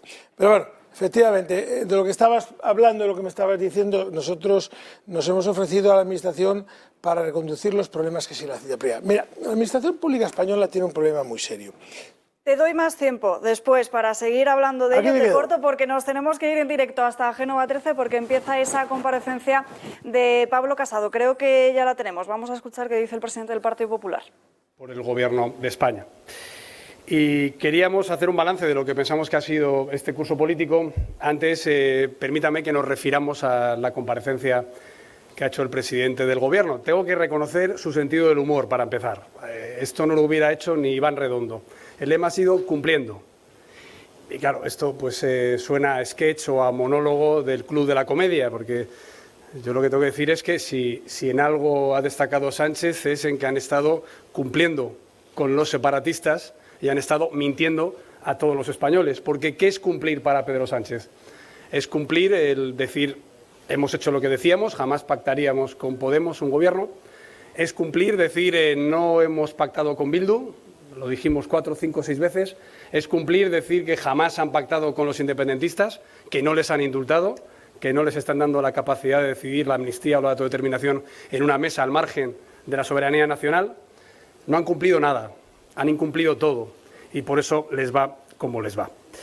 También ha recordado Sánchez y ha hecho una analogía con el tiempo olímpico en el que estamos y me temo que los datos aquí son tozudos, porque el Gobierno de Pedro Sánchez es medalla de oro en destrucción de la economía nacional, es medalla de plata en mortalidad de COVID en relación a la población que tenemos y es medalla de bronce en destrucción de empleo y, por tanto, creación de desigualdad. Y esos son datos de la OCDE, del FMI, de Eurostat e incluso de las instituciones y organismos oficiales de España. Por eso, nosotros lo que pedimos es que, en vez de homilías tipo aló presidente con PowerPoint trucados, habrá que encontrar quiénes son esos 12 profesionales independientes. Los que usó a fin de año aún no han salido a la luz, los que usó como el comité de expertos tampoco y quizás son algunos de los que ya ha purgado y cesado. No podemos establecer un balance de cumplimiento absolutamente ficticio mientras se hurta a la soberanía nacional representada en las Cortes Generales un debate del Estado de la Nación. Si Sánchez quiere rendir cuentas, que venga al Parlamento Nacional y haga un debate del Estado de la Nación en septiembre. En segundo lugar, lo que le pedimos son menos fotos con los presidentes autonómicos para comentar, como hacía antes esta rueda de prensa el día anterior, y más respeto a la igualdad de todos los españoles, porque lo que está haciendo es dividirlos en ciudadanos de primera y de segunda, dependiendo de si en tu comunidad autónoma gobierna un partido nacionalista o no. Ya ni qué decir tiene si gobierna el Partido Popular. En tercer lugar, lo que pedimos son menos cacicadas y menos trágalas para repartir el dinero de todos los españoles que nos ha dado la Unión Europea después de una negociación del Partido Popular Europeo. Esto no lo haría ni Romanones. Lo que hemos conocido ayer de no te damos dinero de solidaridad europea a no ser que me votes un plan, aunque no te lo haya dicho antes y aunque me digas que no estás de acuerdo, es algo inaceptable. Y en cuarto lugar, lo que pedimos es menos triunfalismo económico, menos autosatisfacción y más sensibilidad con la España real que sigue sufriendo, millones de familias que siguen sufriendo. Y por lo menos predicar con el ejemplo y apretarse el cinturón y acabar con el despilfarro de un gobierno mastodóntico. Nosotros lo decimos muy claro, cuando lleguemos al gobierno reduciremos los ministerios a la mitad y aún así harán mucho más y lo harán mucho mejor que este gobierno fallido. Sánchez ya es un presidente en recesión y lidera un gobierno en crisis. Es un gobierno sin nivel que intenta ocultarse en esa España multinivel que nadie entiende. No puede tener un pie en la Constitución y un pie con los independentistas porque se acaba dislocando o él, como está pasando, o el resto de todos los españoles. No puede seguir con una política de palo y zanahoria. Palo a los constitucionalistas, a los que cumplimos la ley, zanahoria a todos los que arremeten contra España, pero tienen votos para mantenerle en el poder. No se puede ocultar en una purga de ministros como los 10 negritos, como el ir quitando escudos humanos, porque, aunque quite parte de la tripulación, el piloto sigue siendo él y el rumbo sigue yendo a una dirección equivocada y dañina para España. Quien no sabe liderar ni su gobierno difícilmente puede liderar la cuarta economía de la Unión Europea. Ha convertido el gobierno en un gobierno interino que está pagando a plazos lo que le dieron en la investidura aquellos con los que decía que no iba a pactar y que está finiquitando, ese es el coste, la soberanía nacional y la unidad de los españoles. Es un gobierno que ha entrado en barrena, que ya no va a levantar el vuelo, porque con sus mentiras y su incompetencia tiene demasiado lastre como para que los españoles se lo traguen. Es un gobierno que ya está más débil a costa de que los secesionistas lo utilicen para hacerse más fuertes. ¿Y qué es lo que evaluamos nosotros y qué es lo que proponemos desde el Partido Popular como partido que ya lidera todas las encuestas serias, no malversadoras ni prevaricadoras como las del CIS? Pues analizamos las 6 crisis que tiene España, de las que hemos venido advirtiendo durante todos estos meses, y proponemos 6 alternativas, 6 soluciones. Frente al problema de España, que es Sánchez, planteamos la solución, que es lo que plantea el Partido Popular, que es además lo que piden los españoles sensatos. Tenemos, en primer lugar, una crisis sanitaria, como decía, con demasiados muertos no reconocidos por el Gobierno, con demasiada imprevisión, ocultación de datos y negligencia, con demasiada incapacidad para comprar mascarillas y las que compraban dándosela a proveedores y amigos de algún ministro cesado que tendrá que responder su jefe, el que lo nombró y el que lo permitió por esto. Demasiados médicos con bolsas de basura y con gafas de bucear para no contagiarse. Demasiadas familias rotas sin poderse despedir de los suyos. Y, sin embargo, un Gobierno que bloquea las decenas de reivindicaciones, reclamaciones y denuncias en la Fiscalía General del Estado por parte de sanitarios, por parte de familiares, y que se niega una comisión de investigación. Yo ya digo que sea desde el Gobierno o consiguiendo desde la oposición, si alguno de sus socios recupera la sana costumbre de pedir rendición de cuentas y transparencia, seguiremos exigiendo una comisión de investigación parlamentaria porque no puede quedar impune tanta irregularidad y tanta negligencia. Exigimos, además, que se cumplan con las resoluciones de la Comisión de Reconstrucción. Nos tuvieron entretenidos durante 3 meses hablando de pactos de la Moncloa, de pactos de reconstrucción, no han hecho absolutamente nada. Y exigimos, además, que se resuelvan las responsabilidades derivadas a una sentencia ya histórica del Tribunal Constitucional, declarando ilegal el estado de alarma y definiéndolo, como decíamos nosotros desde el primer momento, como un estado de excepción encubierto, en el que se aprovecharon para atropellar las libertades públicas de los españoles, incluso en tiempos en los que las UCIs y los médicos ya se habían recuperado de la tardanza en aplicar las medidas y durante meses en las que el Partido Popular planteaba una legislación alternativa. Pues bien, frente a esta crisis seguimos tendiendo la mano. Desde hace un año se puede hacer un pacto Cajal de Estado por la sanidad para reforzar el sistema público de salud, la industria nacional que debería estar previendo ya los stocks para posibles problemas en el futuro, la investigación nacional, la medicalización de las residencias de mayores y su tratamiento y también, por supuesto, un marco legal alternativo. Seguimos exigiendo una ley de pandemias, como pide el Consejo de Estado, como piden las autonomías, como recomienda Europa, como pide el Constitucional, como pide el Supremo, como pide el sentido común. Si Sánchez no lo hace es porque no quiere ceder ante el Partido Popular. Y eso no es solo una irresponsabilidad, sino una inmoralidad. La segunda crisis... Comparecencia de Pablo Casado en la que le ha echado en cara al presidente del Gobierno, Pedro Sánchez, que no ha cumplido nada, sino más bien todo lo contrario, y le doy la palabra a Fernando Santiago, que antes también se le ha quitado, y le pide a Pedro Sánchez menos triunfalismo económico y más apretarse el cinturón. Sí, yo le pediría al señor Casado que sea un poquito más vivo, porque la verdad es que cuando llevas 3 minutos escuchándole es que entras en modo avión. Como se suele decir cuando monta un avión, modo avión. O sea, de verdad, yo he escuchado al presidente del Gobierno en el taxi y se deja escuchar. No estoy de acuerdo con nada de lo que ha dicho, pero se ha dejado escuchar. Pero yo aquí, de repente, he empezado a hablar, he empezado a escuchar y de verdad me ha entrado el sueño. Mientras que, a Enrique le entraban los calores. A Enrique le han entrado los calores y a mí me ha entrado el sueño y a Juan el frío. O sea, aquí cada uno, ninguno. Yo creo que debería el líder político del PP debería de tener más énfasis, más convencimiento. Es que no, a mí no me ha trasladado convencimiento lo que está diciendo. Pero bueno, esa es una acotación que me acabo de tomar, una liberalidad que me he tomado porque estábamos hablando cuando antes me ha acordado de la ayuda que hemos ofrecido a los gestores administrativos. Y es que estamos muy preocupados con la administración pública. La administración pública no se ha recuperado de la pandemia todavía y el conseguir una cita en estos momentos para realizar una gestión para un ciudadano es una absoluta odisea.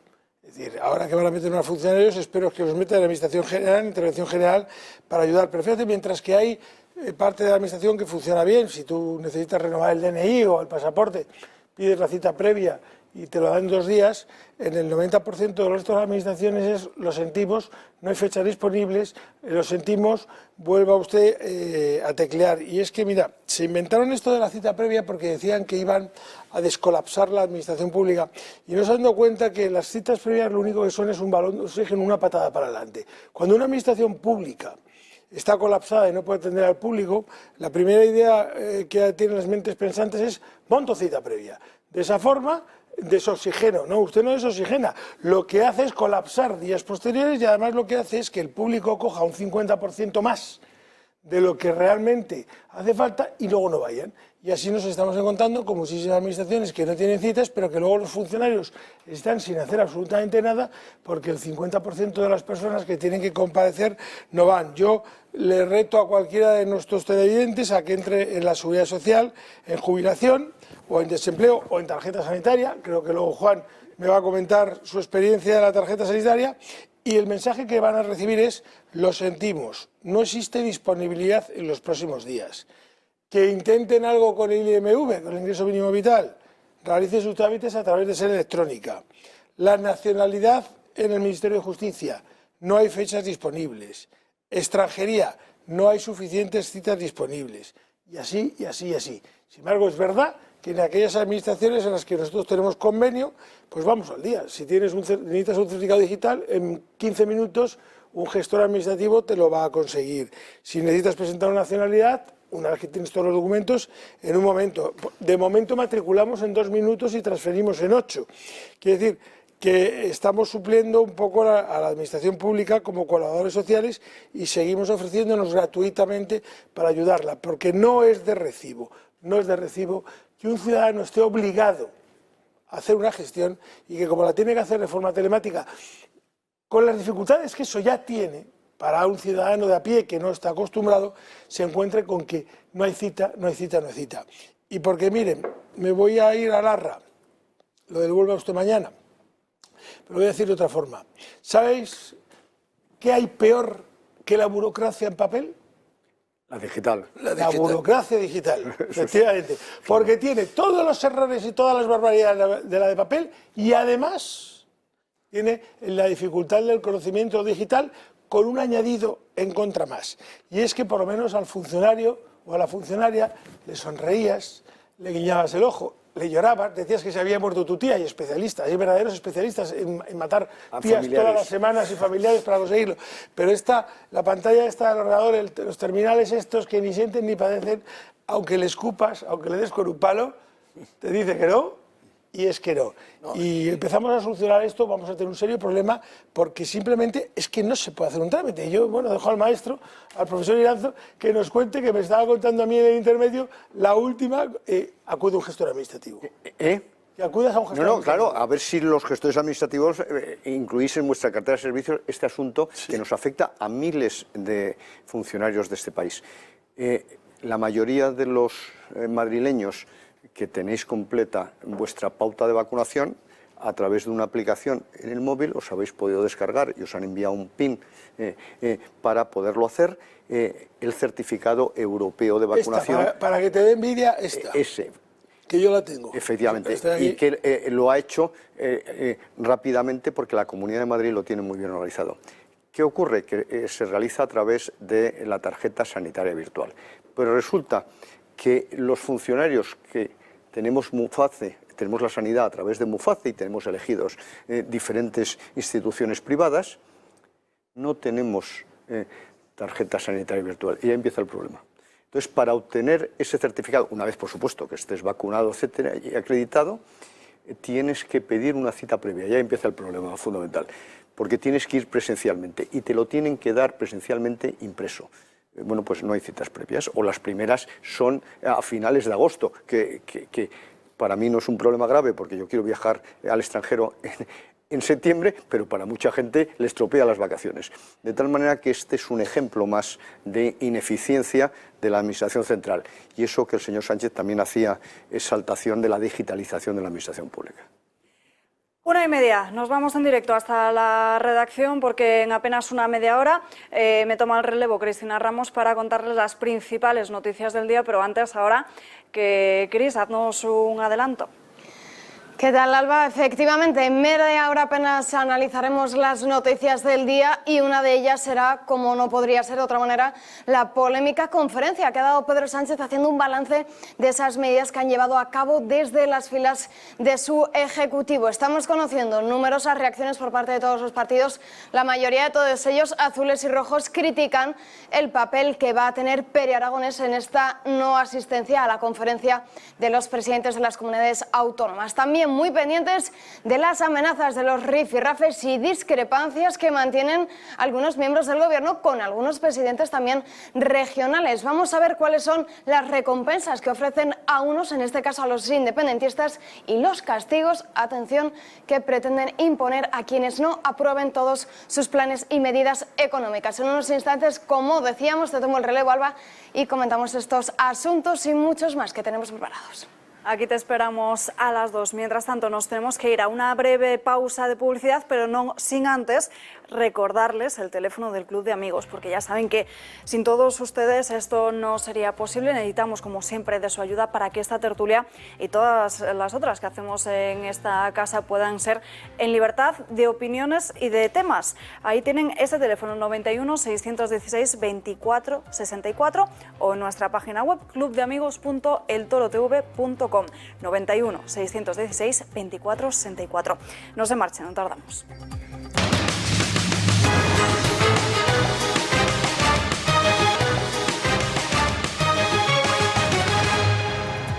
Ya estamos de vuelta en la redacción abierta y antes de meternos de lleno en el asunto de la pandemia del coronavirus, recordarles el Telegram de Julio Ariza, que justo iba a ver ahora mismo en cuánto está, en 49.453 suscriptores. Yo había puesto de meta que esta semana teníamos que llegar a los 50.000, así que nos queda hoy y mañana para conseguir que el Telegram de Julio Ariza siga subiendo de seguidores, porque además, como saben, comparte un montón de noticias interesantes y que en ningún otro medio está. De hecho, ahora acaba de compartir el testimonio de una mujer en el aeropuerto que denunciaba y criticaba que a Delcy Rodríguez se la dejaba pasar con decenas de maletas y que a ella con un botecito de Lácano. Así que ya lo saben, ahí tienen el Telegram de Julio Ariza. Es maravilloso. A Dolores explicando cómo le han quitado su bote de laque, cómo le han movido todas las maletas y cómo a Delcy le dejaron pasar las maletas. Yo lo que me pregunto es, ¿dónde estará el señor Ariza? ¿Cómo se habrá encontrado a la señora para grabar ese vídeo?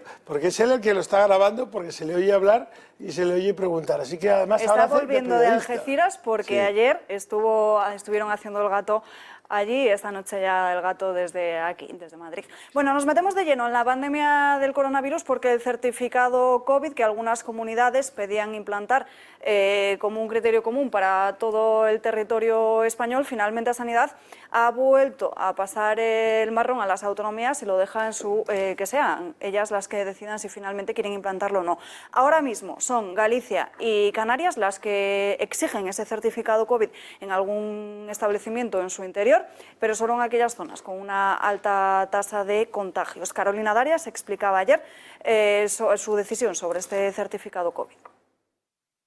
En relación al certificado UE COVID, la posición del Ministerio es que actualmente los usos que están regulados son los que permite la propia Unión Europea y que además tiene el respaldo reglamentario, legal, del propio Parlamento Europeo. Porque es verdad que las comunidades autónomas dentro de su ámbito de política sanitaria pueden llevar aquellas medidas que estimen oportunas, pero dentro de las que corresponde a su ámbito competencial. No, en este caso sería complicado el certificado UE COVID. Bueno, y sobre otro asunto, porque esto parece, lo hemos comentado aquí en los últimos días, que nos acerca ya a una vacuna obligatoria. De hecho, hace apenas unos días el presidente de Canarias decía que la vacunación debía ser obligatoria para los funcionarios y, de hecho, desde Cantabria, Revilla dice que se debería vacunar a todo el mundo obligatoriamente y que mañana será uno de los temas que lleva a esa conferencia de presidentes de la que hablábamos antes. Este tema de obligar el tema de la vacuna, tendrá que haber una resolución jurídica de ámbito superior, que nosotros, que el Tribunal Superior o el Constitucional, que deje claro. A mí me parece que sería correcto el obligar a todo el mundo a vacunarse, pero ahí estamos jugando con la libertad de los ciudadanos, con tocar derechos fundamentales, que eso no está en una ley tan claro como para que los jueces luego tengan una unanimidad a la hora de tomar decisiones. Yo sí que soy partidario de que nos vacunemos todos y el que no quiera, desde luego, obligarle, porque hay que ser solidarios. Y entiendo que esta será una de las cosas que usted defienda mañana en esa conferencia de presidentes. Sí, por supuesto, claro. Por supuesto. Claro, yo creo que es del cajón. Hay que ser solidarios, dice Revilla, porque cae de cajón, pero esto también hay que tener claro que atenta directamente contra la libertad de cada uno de si quiere o no quiere vacunarse, ¿no? Yo por partes. Primero, diga lo que diga el señor Revilla, a mí me parece mentira que todavía diga algo cuando le han pillado. Con el estado de alarma que tenían creado, con la prohibición, etcétera, que le hayan pillado, fumando un puro dentro de un local y que no haya dimitido y que siga dando lecciones de un sentido de otro, me parece increíble. Segundo, lo de obligar es muy peligroso, que entramos en los entornos dictatoriales, que los pasos son muy extremos. Evidentemente tenemos que recomendar que se vacune la gente, porque al final, si es mejor vacunarse que no vacunarse, lo que hay que hacer es vacunarse. Pero no puedes obligar, o sea, en un Estado de Derecho donde no se puede obligar a hacer determinadas cosas, no se puede obligar a una persona a vacunar.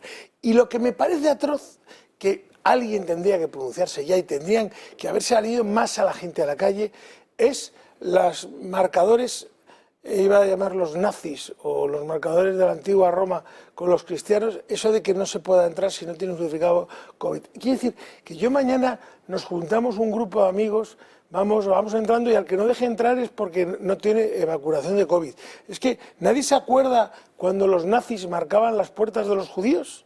Nadie se acuerda cuando antiguamente a los cristianos se les marcaba en las puertas y se les señalaba. Pero ¿cómo vamos a señalar como apestados a aquellos que no están vacunados, que no son apostados, que son seres humanos, igual que nosotros, que unos no se han vacunado porque no les ha dado la real gana, otros porque no pueden, u otros porque el sistema funciona tan mal, que todavía no les han citado para vacunarse o porque no tienen edad. A mí me parece que la clase política nos está haciendo un flaco favor, que cada vez nos estamos cargando más esta democracia tan bonita que tenía este país, y yo no sé cómo vamos a acabar. Vergonzoso, vergonzoso. No se puede exigir un certificado de vacunación a alguien para entrar a un local público. A mí me parece que desde que comenzó el COVID hay muchas víctimas, pero la mayor ha sido la libertad.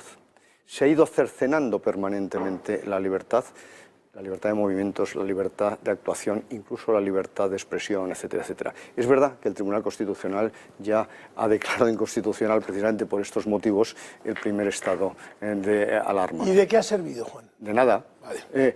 Completamente de acuerdo. De tal manera que a mí esto me parece peligrosísimo. Yo desde el primer día dije aquí que había que informar sobre las ventajas e inconvenientes de la vacuna. La información siempre es fundamental para tomar decisiones, pero que tenía que ser una decisión libre. Y aquí este tipo de imposiciones es enormemente peligroso y desde luego son caminos que no sabemos hacia dónde van. Bueno, yo no voy a estar de acuerdo al 100% con mis compañeros.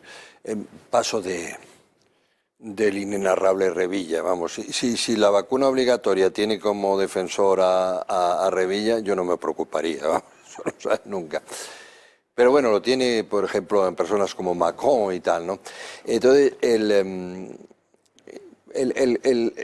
ámbito jurídico me sobrepasa, no puedo saber, me da la impresión que tal como están las leyes y los derechos fundamentales, la obligatoriedad universal pura y dura no es posible. Incluso hay personas que por motivos religiosos, no sé, sectas de estas, no sé si los adventistas del séptimo día o lo que sea, que no, en fin, que para ellos es un atentado pecaminoso mortal a sus creencias, por lo cual obligarlas es complicado, pero a lo mejor a determinados cuerpos como el ejército o la fuerza de seguridad y tal, sí las leyes permiten, como parte característica de su servicio público, obligar. No lo sé, eso lo vería.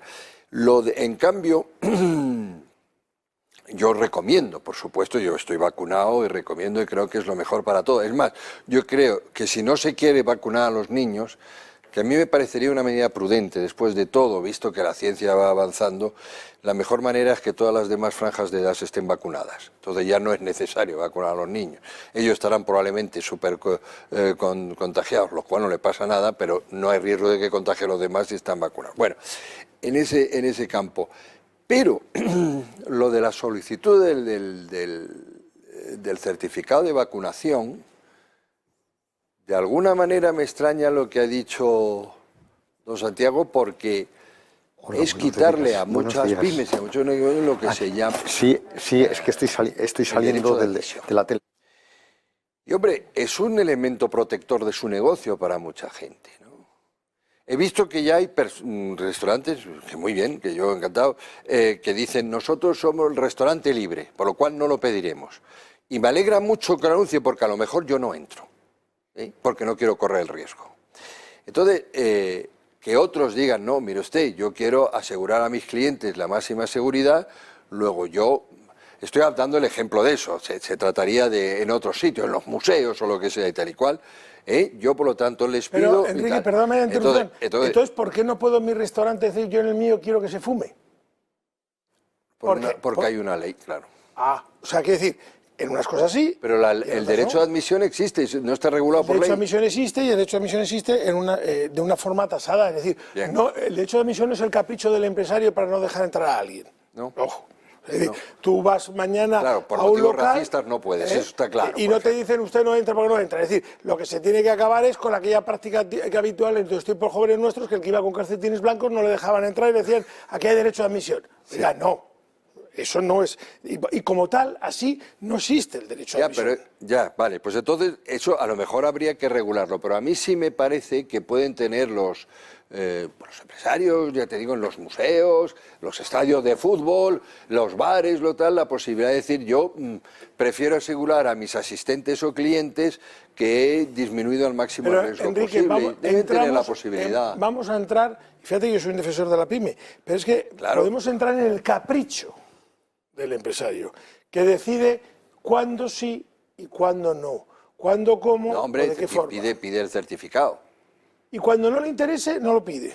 Y cuando no le interese, no lo pide. Bueno, pero eso es su política comercial. No, pero es que... También es su libertad.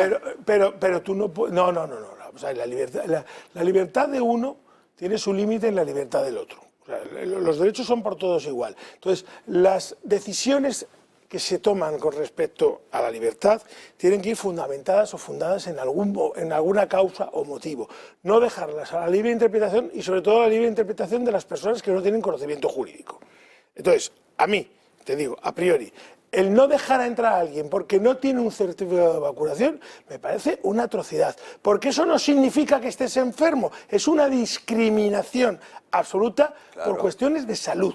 Porque yo puedo estar perfectamente sano y podría entrar y no me dejan entrar simplemente porque dan a entender o dan a suponer que yo soy un apestado o un enfermo simplemente porque no me he vacunado. Bien, esa es una visión, entonces no estamos de acuerdo. Yo creo que un empresario puede satisfacer a su clientela abundante general diciendo, mire, yo les garantizo que las personas con las que usted se puede encontrar aquí tienen un certificado de vacunación a partir del momento que hay un 70% de otra causa de error. Y me parece que es su libertad también y la manera de cuidar su negocio. Otro punto del que partimos de error, porque quien debería de garantizar eso era el gobierno de la nación.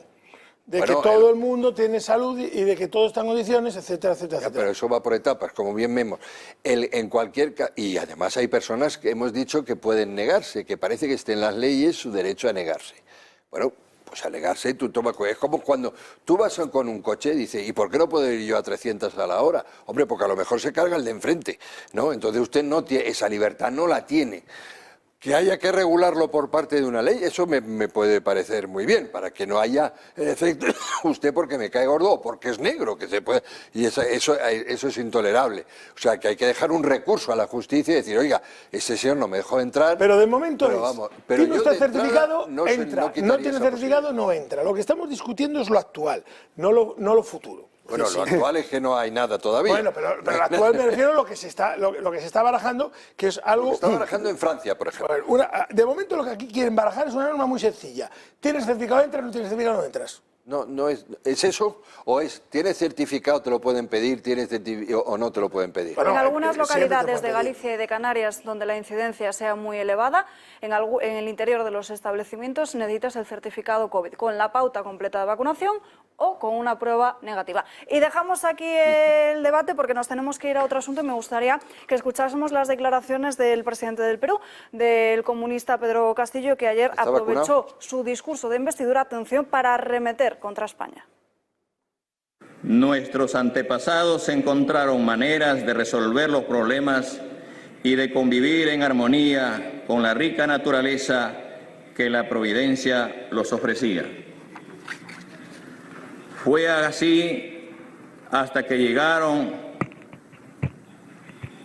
los hombres de Castilla, que con la ayuda de múltiples filipillos y aprovechando un momento de caos y desunión, lograron conquistar al Estado que hasta ese momento dominaba gran parte de los Andes centrales. La derrota del incanato dio inicio a la era colonial. Fue entonces, y con la fundación del virreinato, que se establecieron las castas y diferencias que hasta hoy persisten. Los 3 siglos en los que este territorio perteneció a la corona española le permitieron explotar los minerales que sostuvieron el desarrollo de Europa. En fin, sin comentarios. Vamos a dedicar estos últimos minutos de programa antes de que lleguen las 2 de la tarde con ese boletín de Cristina Ramos para hablar de otro tema y saludamos a Eduardo Morán de Morán Ópticos. ¿Qué tal? Hola, ¿qué tal? ¿Cómo estáis? Bueno, se acerca el verano, para mí más que para otros, sin toda envidia. Sí, eso me temo. Vamos a hablar de la protección de los ojos porque es muy importante.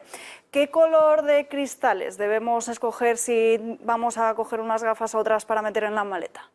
Pues depende un poquito de qué tipo de actividad vayamos a hacer, pero básicamente en España lo más habitual es categoría 3, que es una protección alta porque tenemos mucha exposición al sol, y de color gris o marrón. Son los que menos varían la tonalidad y salvo para cuestiones un poco más concretas, por ejemplo los verdosos van mejor para los pequeños hipermétropes, en ese sentido, bueno, cada uno, entonces, por supuesto, consultar al óptico cuando vaya a la óptica a cogerlas. Y graduarse, cuando se tiene graduación, graduarse las gafas de sol. O sea, que decir que el problema que tenemos muchas veces es que lo hacemos más por estética o porque no las vamos a usar demasiado tiempo y no nos graduamos las gafas de sol. Y de hecho, pues hoy traemos una promoción específica para todos los que sean del club para que no se las puedan graduar sin ningún tipo de coste cuando salgan las gafas graduadas normales, en ese sentido, ¿no? Pero vamos, color gris y marrón, categoría 3, sería con lo que cubrimos la mayoría de las actividades que se pueden hacer o que se deben hacer al sol en España. Yo quiero hacerle una pregunta, para que lo oigan todos. ¿Por qué no deben de comprar esas gafas que venden en las playas y que van con los capazos? Que la gente se entere porque luego pasa lo que pasa.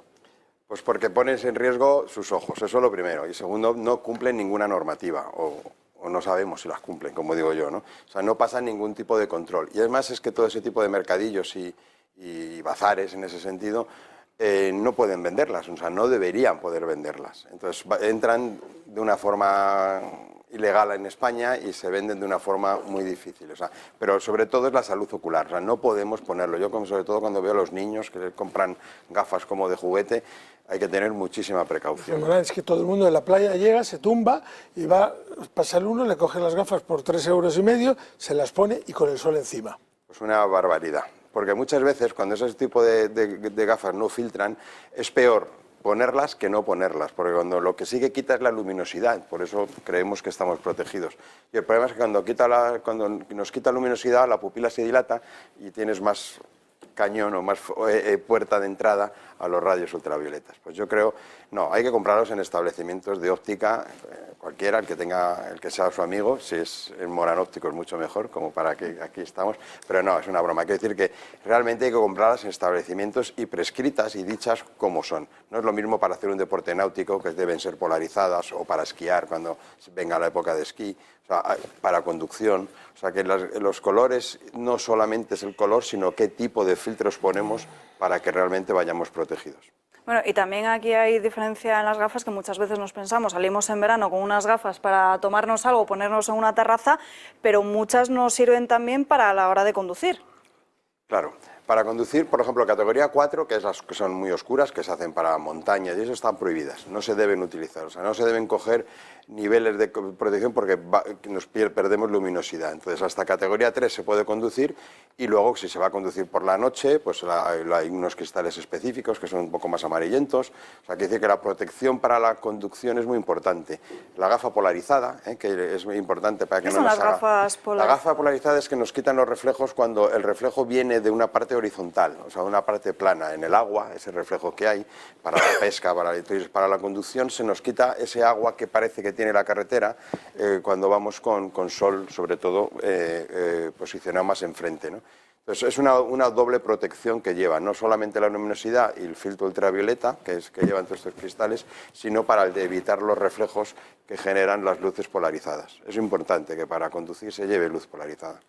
Es decir, los hay de playa y también de montaña para, por ejemplo, si yo me voy a coger un barco, escojo una gafa polarizada. Y para montaña, ¿categoría habías dicho? Para montaña, alta montaña, categoría 4, pero para España las alturas que hay en montaña y la exposición de luz, categoría 3 es suficiente, salvo que seas profesional o muy aficionado a la montaña, que entonces categoría 4. Pues lo mencionaba antes Eduardo perfectamente, hay promociones especiales para los que son socios del Club de Amigos, yo las tengo aquí apuntadas, que es una campaña de cristales de sol graduado hasta el 31 de agosto, si no me equivoco. Comprando unas gafas graduadas normales, les regalan otras, atención, con cristales graduados de sol con la misma graduación, incluido progresivos. Sí. Además de todo esto, un 30% de descuentos en gafas graduadas, un 15% en lentes de contacto y 2x1 en audífonos. Muchísimas gracias. Así que ya lo saben, todos hacerse rápidamente socios del Club de Amigos. Y luego fuera de onda que nos explique cómo hace para llevar esas gafas tan nítidas y tan limpias que hombre, yo no soy capaz. En casa del herrero, hombre, lo primero limpiarlas antes de entrar, que es lo que he hecho. Y con mascarilla además. Y con mascarilla es horroroso, sí, pero tenemos ahí unos líquidos para la mascarilla que nos empañe y eso es que también... Funciona perfectamente porque tú me regalaste uno y funciona perfectamente. Las tuyas no van tan limpias, Juan. No, las mías me han hecho es un asco, pero no he utilizado... Es que Juan las guarda por arriba o abajo y no las lleva puestas como yo siempre. Para los espectadores inteligentes es importante recalcar que cuando dice que gris o marrón no se refiere a la pasta ni a las varillas, es el color del cristal. No, va a buscarle una montura. Me ha dicho usted que compre una montura marrón. Yo que me había apuntado yo lo de la montura marrón, digo, oye, que mira, ya voy a tener una montura marrón. Exacto. Ya me ha chafado. Y muy buen verano. Muchas gracias. Igualmente. ¿Vais a estar abiertos en agosto? Sí, estamos abiertos en agosto. No cerramos. Fenomenal. ¿Sábados Nos incluidos? turnamos entre ¿Y los sábados? 10 que somos. Sábados hasta las 2, de 10 a 2. Muy bien. Pues Muchas aprovecho gracias. para recordarles el teléfono del Club de Amigos para que puedan acceder en exclusiva a todos estos descuentos y también para que nos ayuden a que todo esto a diario pueda seguir siendo posible. No y sé el Telegram que nos echan. Y el Telegram de Julio Ariza, no sé qué me vais a poner primero, el Telegram de Julio Ariza, que como saben iba por 49.500, se acerca a los 50, así que antes de verano hay que llegar a esa meta. El teléfono del Club de Amigos y la página web para poder acceder a todos esos descuentos de Morán Ópticos y también para que esta tele pueda seguir siendo posible, 91 616 24 64. Ahora les dejamos con un asunto muy importante porque hemos salido a la calle para saber la preocupación ante la inmigración ilegal. ¿A usted qué opinión le merece? ¿Ha estado siguiendo las últimas noticias en Canarias, en Almería? Sí. Bueno, pues yo creo que deben de controlarlo un poco. Podemos vivir todos, pero claro, hay muchos sin papeles que están haciendo cosas malas también. Bueno, sí, es un problema que nadie lo aborda directamente. Sí, la verdad es que sí, que se está sufriendo demasiado la inmigración. Como vienen mogollón, una avalancha, pues hay de todo. No los pueden controlar y por esa razón pues campan a sus anchas y hombre, no hay que criminalizar a todos, pero entre tanta gente, pues alguno sale medio delincuente o... Y con el que sale delincuente, delinque aquí en España, ¿qué hacemos? ¿Le acogemos o le deportamos? Hombre, yo creo que habría que deportarlo. Pues yo creo que ya somos demasiados aquí con demasiados problemas como para que admitamos también personas de fuera. Agravamos lo que ocurre aquí por ser buenos, ¿no? La inmigración me parece bien en principio, pero evidentemente si es ilegal se complica. Pero vamos, yo no tengo nada contra la inmigración, me parece estupendo que vengan, que trabajen y que se adapten al sitio donde van. Hay muchos que vienen que tienen cosas pendientes, tienen delitos pendientes o cometan aquí algún delito, pues sí, devolverlos porque no merecen estar aquí. ¿Qué hacemos con estas personas? ¿Los deportamos o nos los quedamos aquí? Yo los deportaría. ¿Y con los que delinquen aquí qué hacemos? Los que vienen aquí, A delinquir, sí. pues sí, habrá que darles acogida, claro. ¿A los que delinquen también? A los que delinquen no. Sí, pues es que ya, sí, a su país, que vuelvan a su país. Uno de mis hijos vive en Austria y allí hay mucha inmigración. Cuando dicen no, más no podemos acoger, les acusan de hay que ver que son no sé cuántos, que homófobos, que lo de... Pero es que si no hay control es un problema, se agrava el problema. Si vienen, son legales, tienen un trabajo y son gente formal y no hay problemas, bueno, con controles y demás, vale, pero que vengan aquí sin nada y a robar, a matar, a eso, no estoy de acuerdo, ya tenemos suficientes problemas aquí nosotros. Tú quieres estar aquí, tienes que cumplir las leyes de este país. Si no las cumples, a tu casa. O sea, inmigración sí, pero legal. Legal, por supuesto, sí. Creo que este gobierno no es capaz ni de gestionar los inmigrantes ni de gestionar nada.